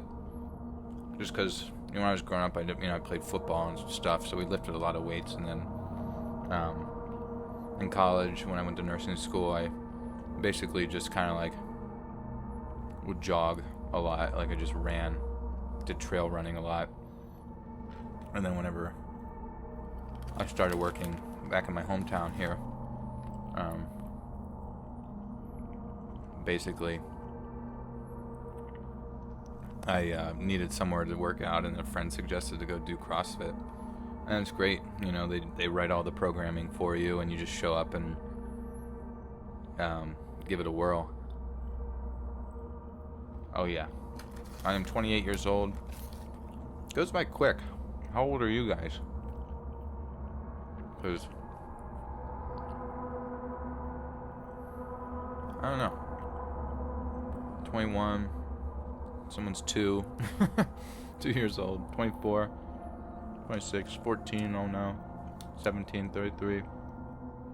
21. 500. 16. Yeah, it's weird. Time goes by really fast. Especially between the ages of like when I was like 23 and now 28.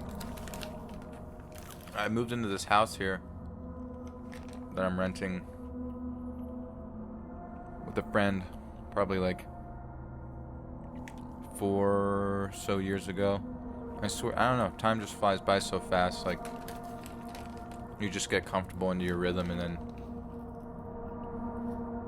everything just goes by. Kaylin, do I have a stream schedule? I've been trying to like stream before my videos to help like build hype for them, but you know, some days I'm like working on videos while the video's coming out, and then I'm just like, that takes a while, so I'm just like burnt out, or I don't even have time, or on my off days I'm working on stuff, or I just, so I would say like definitely keep an eye out on my days that I upload for possible streams. It's not always going to work out, but I definitely at the bare minimum want to stream at least twice a week, you know.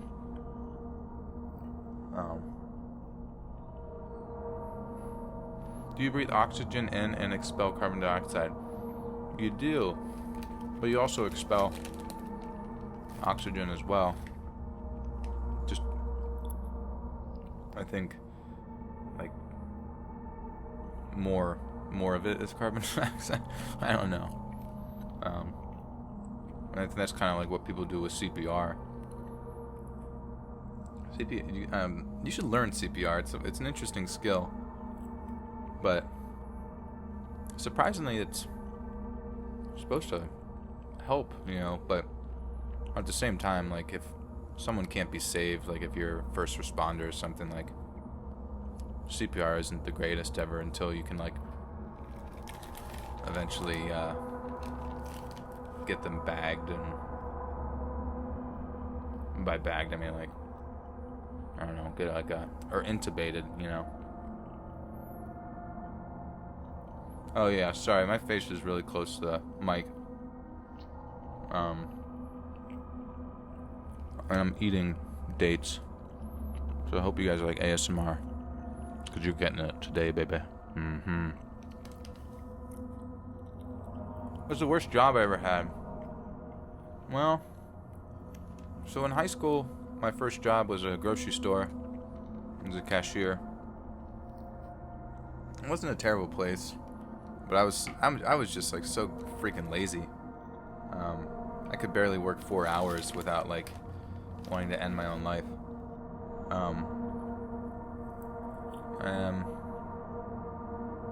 Then after that, in college, I worked at a few different bars as a door guy, bouncer type situation.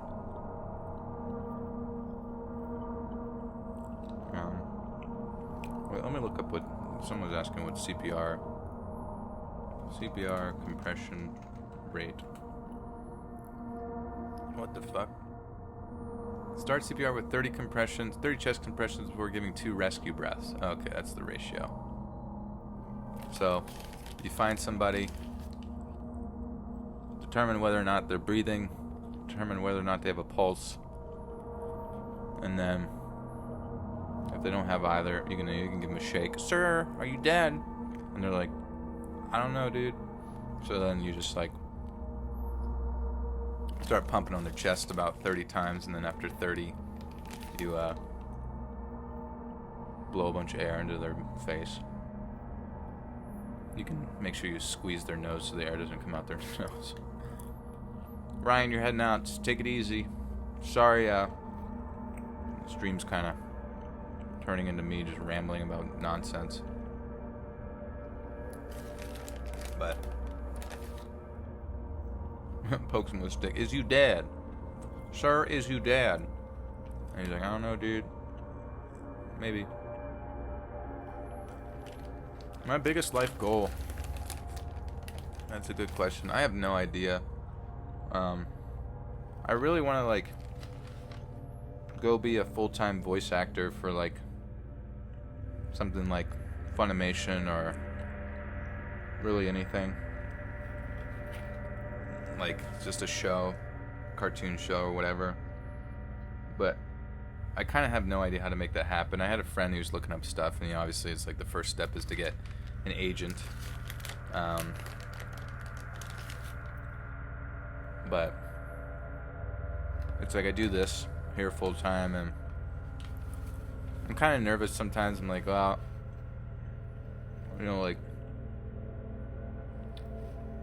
like I'm single here in my hometown, and my hometown isn't like really known for like dreaming. Hometown isn't really known for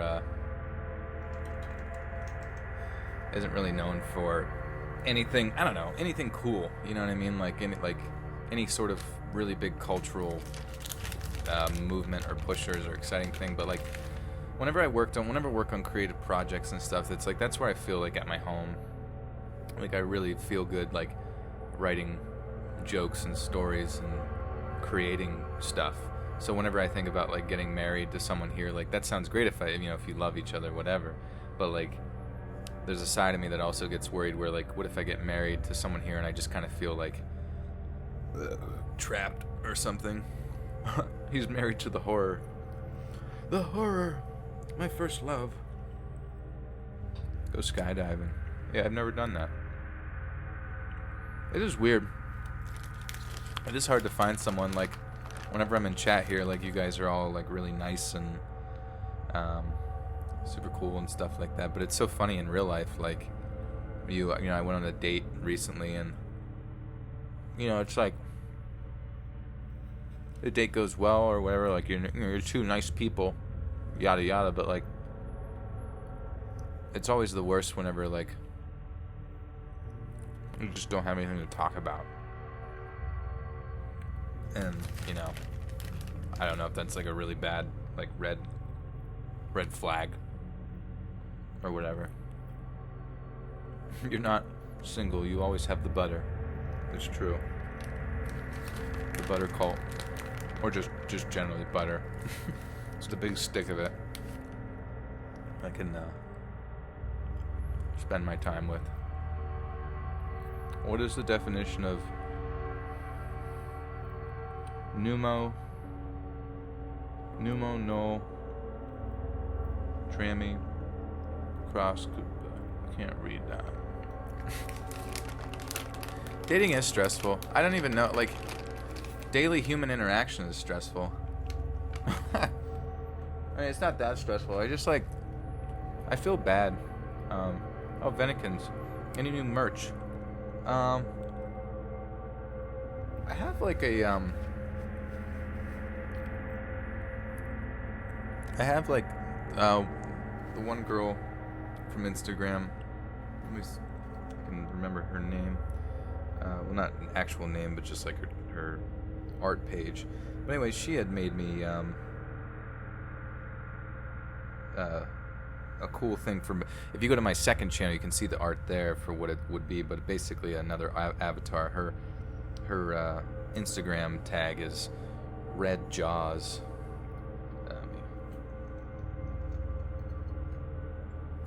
You guys can follow that. She does great art, and so I might actually use that for some merch. But Venikins, if you would ever want to design me something, want to send that over on Instagram or email or whatever, that'd be great.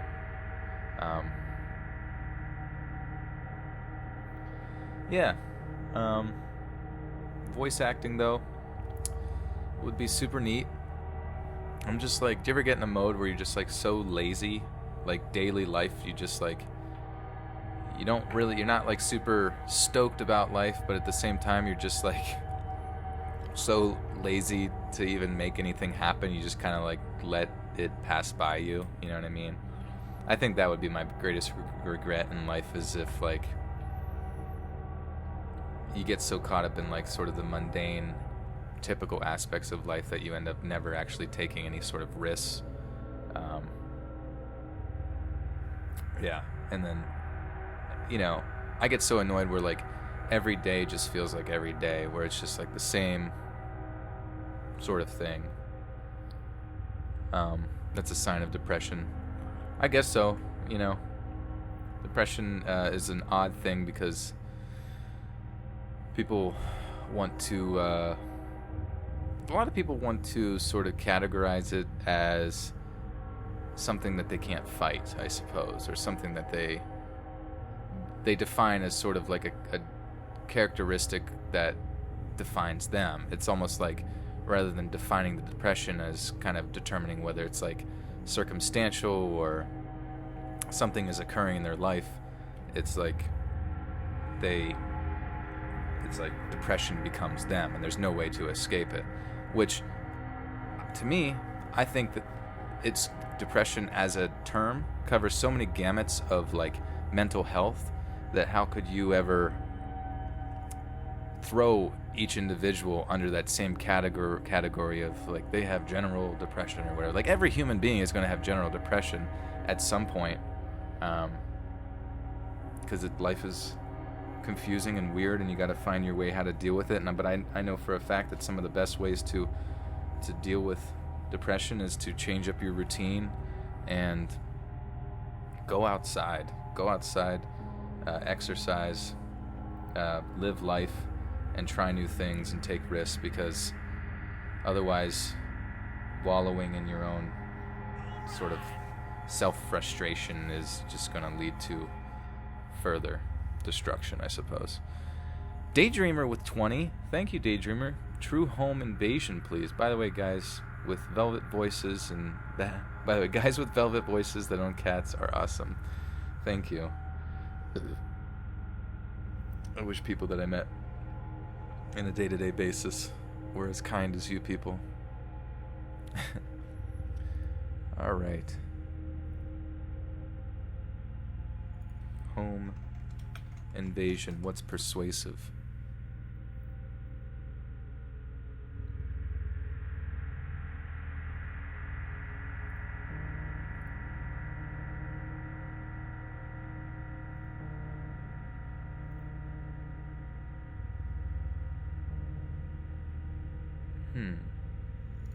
You'll have to let me know if I've already read this one. It all started over a year ago, living in my current small neighborhood. It was unusually hot in our house for October, and my sister figured it'd be a good idea to keep her window open for a bit of air. She was doing her homework, and I was getting ready for bed when suddenly she burst into my room. She frantically says that she heard some noises outside, sounds of leaves crunching under a person's steps. I believe it to be an animal, so I walk into her room and stay there for not more than 5 minutes until I hear leaves crunching. We quickly glance out the window, only to hear the sound of something running away in the woods, but that wouldn't be the end of the story. During the winter, I enjoy exploring the woods towards the back of the house, climbing trees and traveling further back to the fields. I remember the events very clearly. It had just snowed that night, first snowfall of winter, and I was more than excited to head out there. I did so and climbed my usual tree to look out. I gave a cursory glance around me and at the ground when I noticed something strange, footsteps leading away from my house. This wouldn't be weird as long as front of the footsteps didn't end pointing straight at my house, and the origin of them came from a seemingly long-off start. I tracked them down to a point where there was a rusty wire fence covered in snow where they disappeared. October 2017, it started again. I was laying in my bed, pitch dark, not a light shining through my room when I heard it, my doorknob turning and my door creaking open. My heart stopped. Every single possibility of what it was rushing through my mind. Keep in mind, my door is always shut when I go to sleep. Since I was covered by my blanket, I quickly shot my sister a text, "Did you just come in my room?" She replied with a sharp no. "I'm all the way in Hilliard. My heart began pumping fast.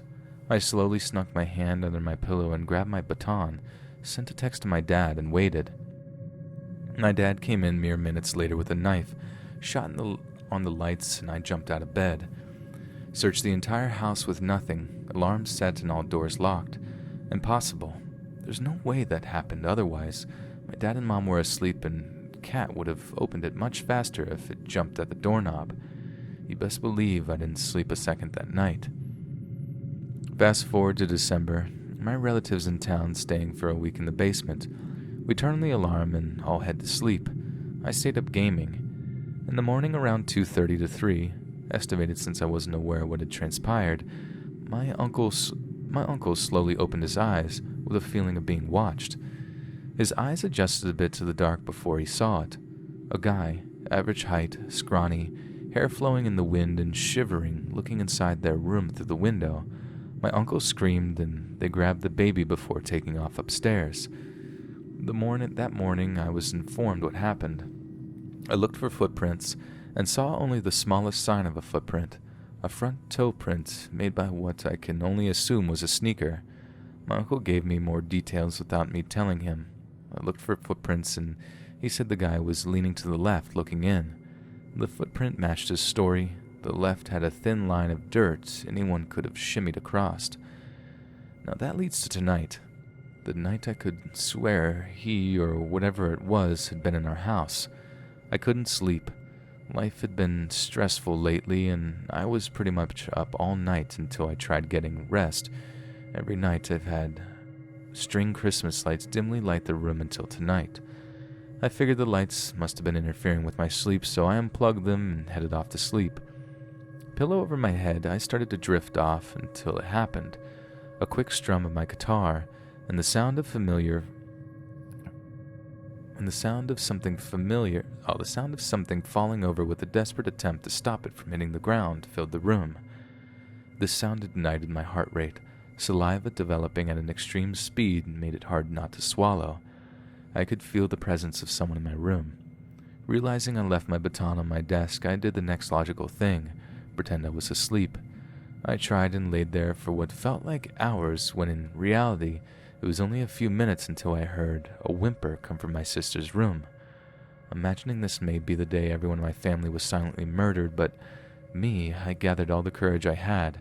I grabbed my phone, turned on the flashlight, and grabbed my baton. I busted in my sister's room and screamed, "Hey!" only to see they were unharmed. My sister asked what the hell I was doing, and I just stood there, looked into the pitch black of my room, and cried. I have never in my life felt the overwhelming emotion of believing my family was going to be taken from me until today.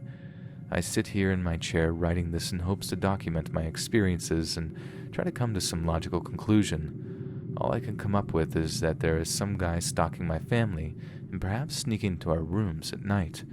If anything else happens, I'll post more. I'm going to try to sleep now.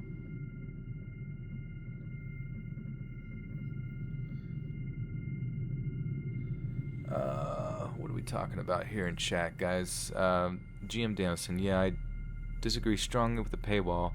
Chilling Tales for Dark Nights and I are on thin terms. They are constantly asking the community for money. It really pisses me off. Oh.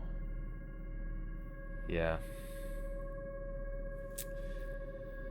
Yeah. Shit. Fucking. Ugh. I hate that shit. Sometimes you gotta climb up a tree and sleep or just relax. Bananas, mate, bananas. Yeah, I don't know what's going on with Chilling Tales. Like, I mean, I do know what's going on, and it's not good. It's never been good. Since the time I started YouTube, he has caused trouble. It's like he's out of his mind, man. Off his rocker.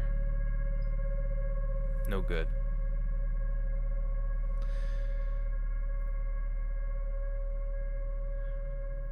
But, anyways, when you treat your audience poorly, they treat you poorly back, so I'm doing my best to treat you guys pretty decently, you know what I mean? Also, I hope to have this podcast going up soon. I'm doing it through Audio Boom, and they need me to verify. They need me to verify like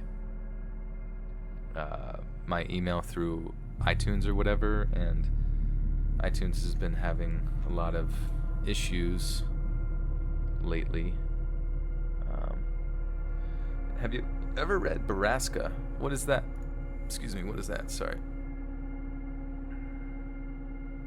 And do you like Mortis Media at Let's Read? I think so. I haven't really listened to Mortis Media in a long time. Joel Bautista with the $10. Thank you, Joel. Appreciate the donation. Do you have... we have the same name, by the way. Do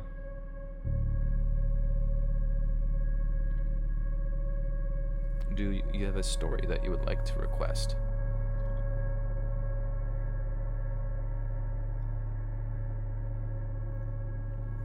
Oh yeah, GM Danielson, related to audiobooks, I honestly, I mean, obviously here on the stream, you know, I have my, sort of this much money for this many words or whatever, but it's just more of like a general guideline just to keep things kind of moving forward. Obviously, I'm more than happy to read anything for anybody who donates or whatever and all that kind of stuff, but I've never really done audiobooks, so I'm not super up to date with what are the general going rates for like audiobooks and reading and all that kind of stuff, like words and all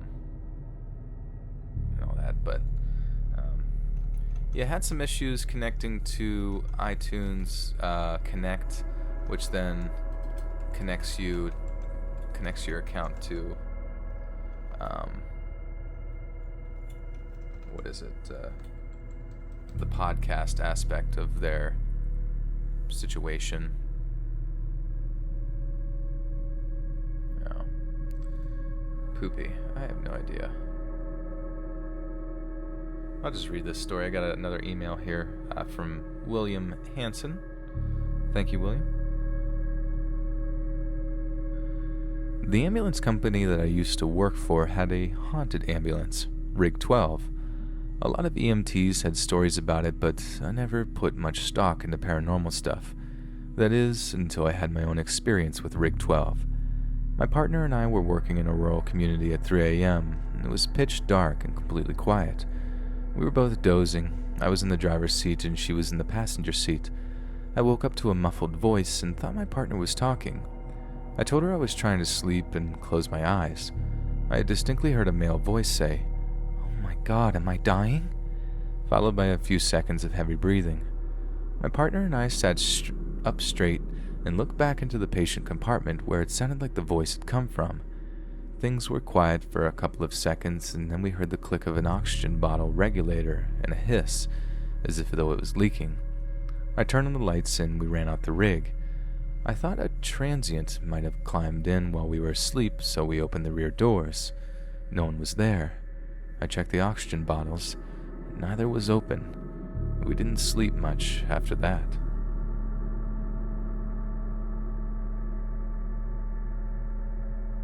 Joel Bonds, will you go out with me? That's I don't know why that sounds so funny. Bonds. Yeah, we can go on a date. Who wants to go on a date, guys? I can take you to the freaking Chipotle and we can talk about our pets. Doesn't that sound sick? There's also, I don't even know, what's like a good date idea? What do you like if you guys wanted to go on a date, being completely honest, you can just say exactly what you would want to do, whether it's chill at your house and just talk and get to know the person, or go play mini golf, or go skydiving, or go get murrayed. Check on some Smash Bros memes, mate, to feel happy. Nah, I'm happy. I'm happy, dude. I'm a happy-go-lucky guy, man.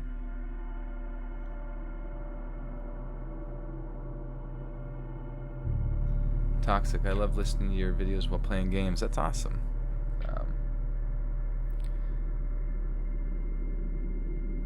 Zoli Graphics with the $5.49 And I think after I read this one here, Zoli and everybody, I think we're going to have to call the stream an end just because we are nearing that special witching hour. Tell her you want to smash, we'll win the date night. I told her I wanted to smash. She didn't know I meant brothers. Smash bros.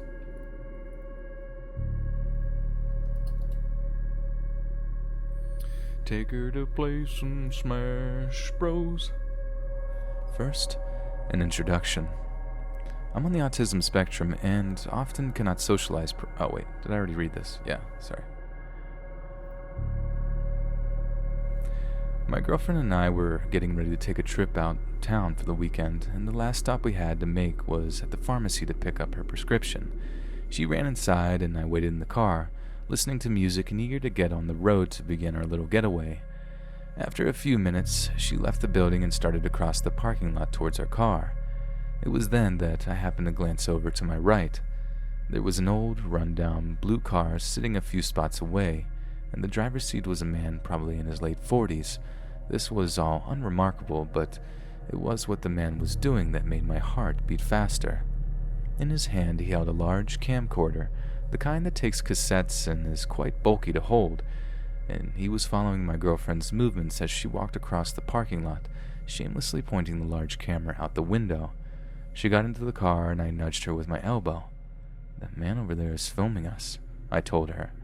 She looked at me confused but leaned over to take a look, and sure enough, he was still filming, but this time the camera was on both us, pointing directly at the car. We had a nervous laugh, not really knowing how to react.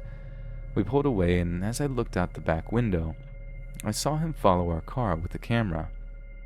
I made her do a spin around the building to be sure what we were seeing, and upon pulling around, he was immediately on us again, still filming the car and us, even going so far as to stretch to the backseat of the car and film us through the rear window.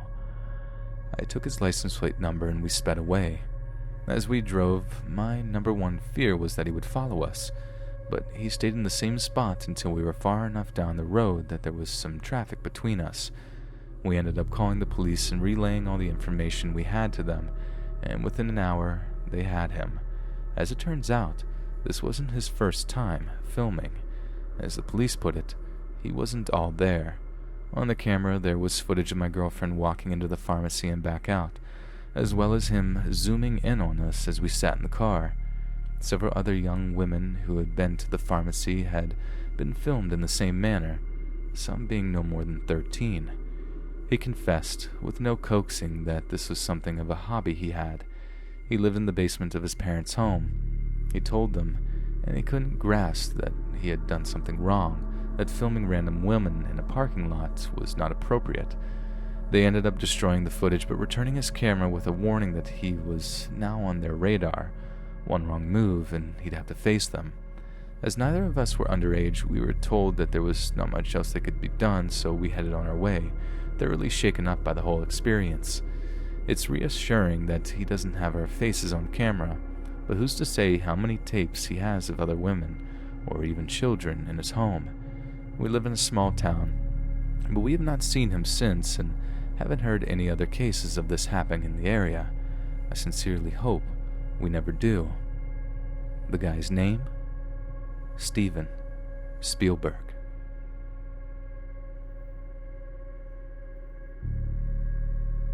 Booyah. Oh, man.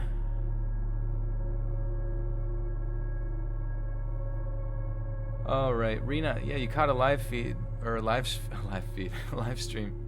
But I gotta bounce.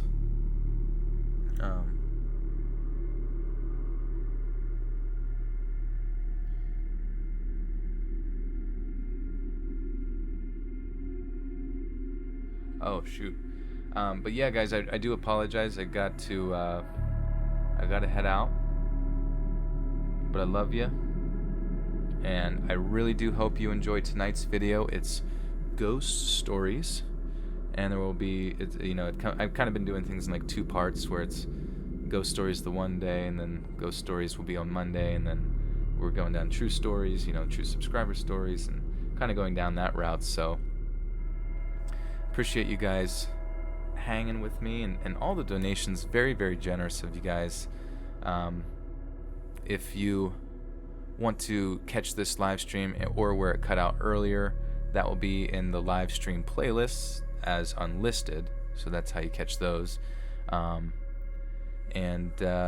Yeah, if you want to get early access, I got $1 more a month on Patreon. If you want to submit stories, you can do that at the Let's Read official subreddit, or you can email them to letsreadsubmissions@gmail.com. Pick up some cool new merch at shop.spreadshirt.com/Let's Read. I will update everyone on different videos and when I'm going to be streaming on Twitter and Instagram. So be sure to follow me on there. Twitter is Let's Read Creepy, and then Instagram is at letsread.official. So that is in the description of every video. But yeah, guys. Jen Child donated right at the end, $20. My bad, Jen. I am so sorry. She wanted me to read, "There will be no more milk when the Antichrist comes." I'm going to have to I'm going to put it on the sticky note, or maybe even being that you're so generous there, do a personal narration for you or something like that, because no milk when the Antichrist comes for his milk.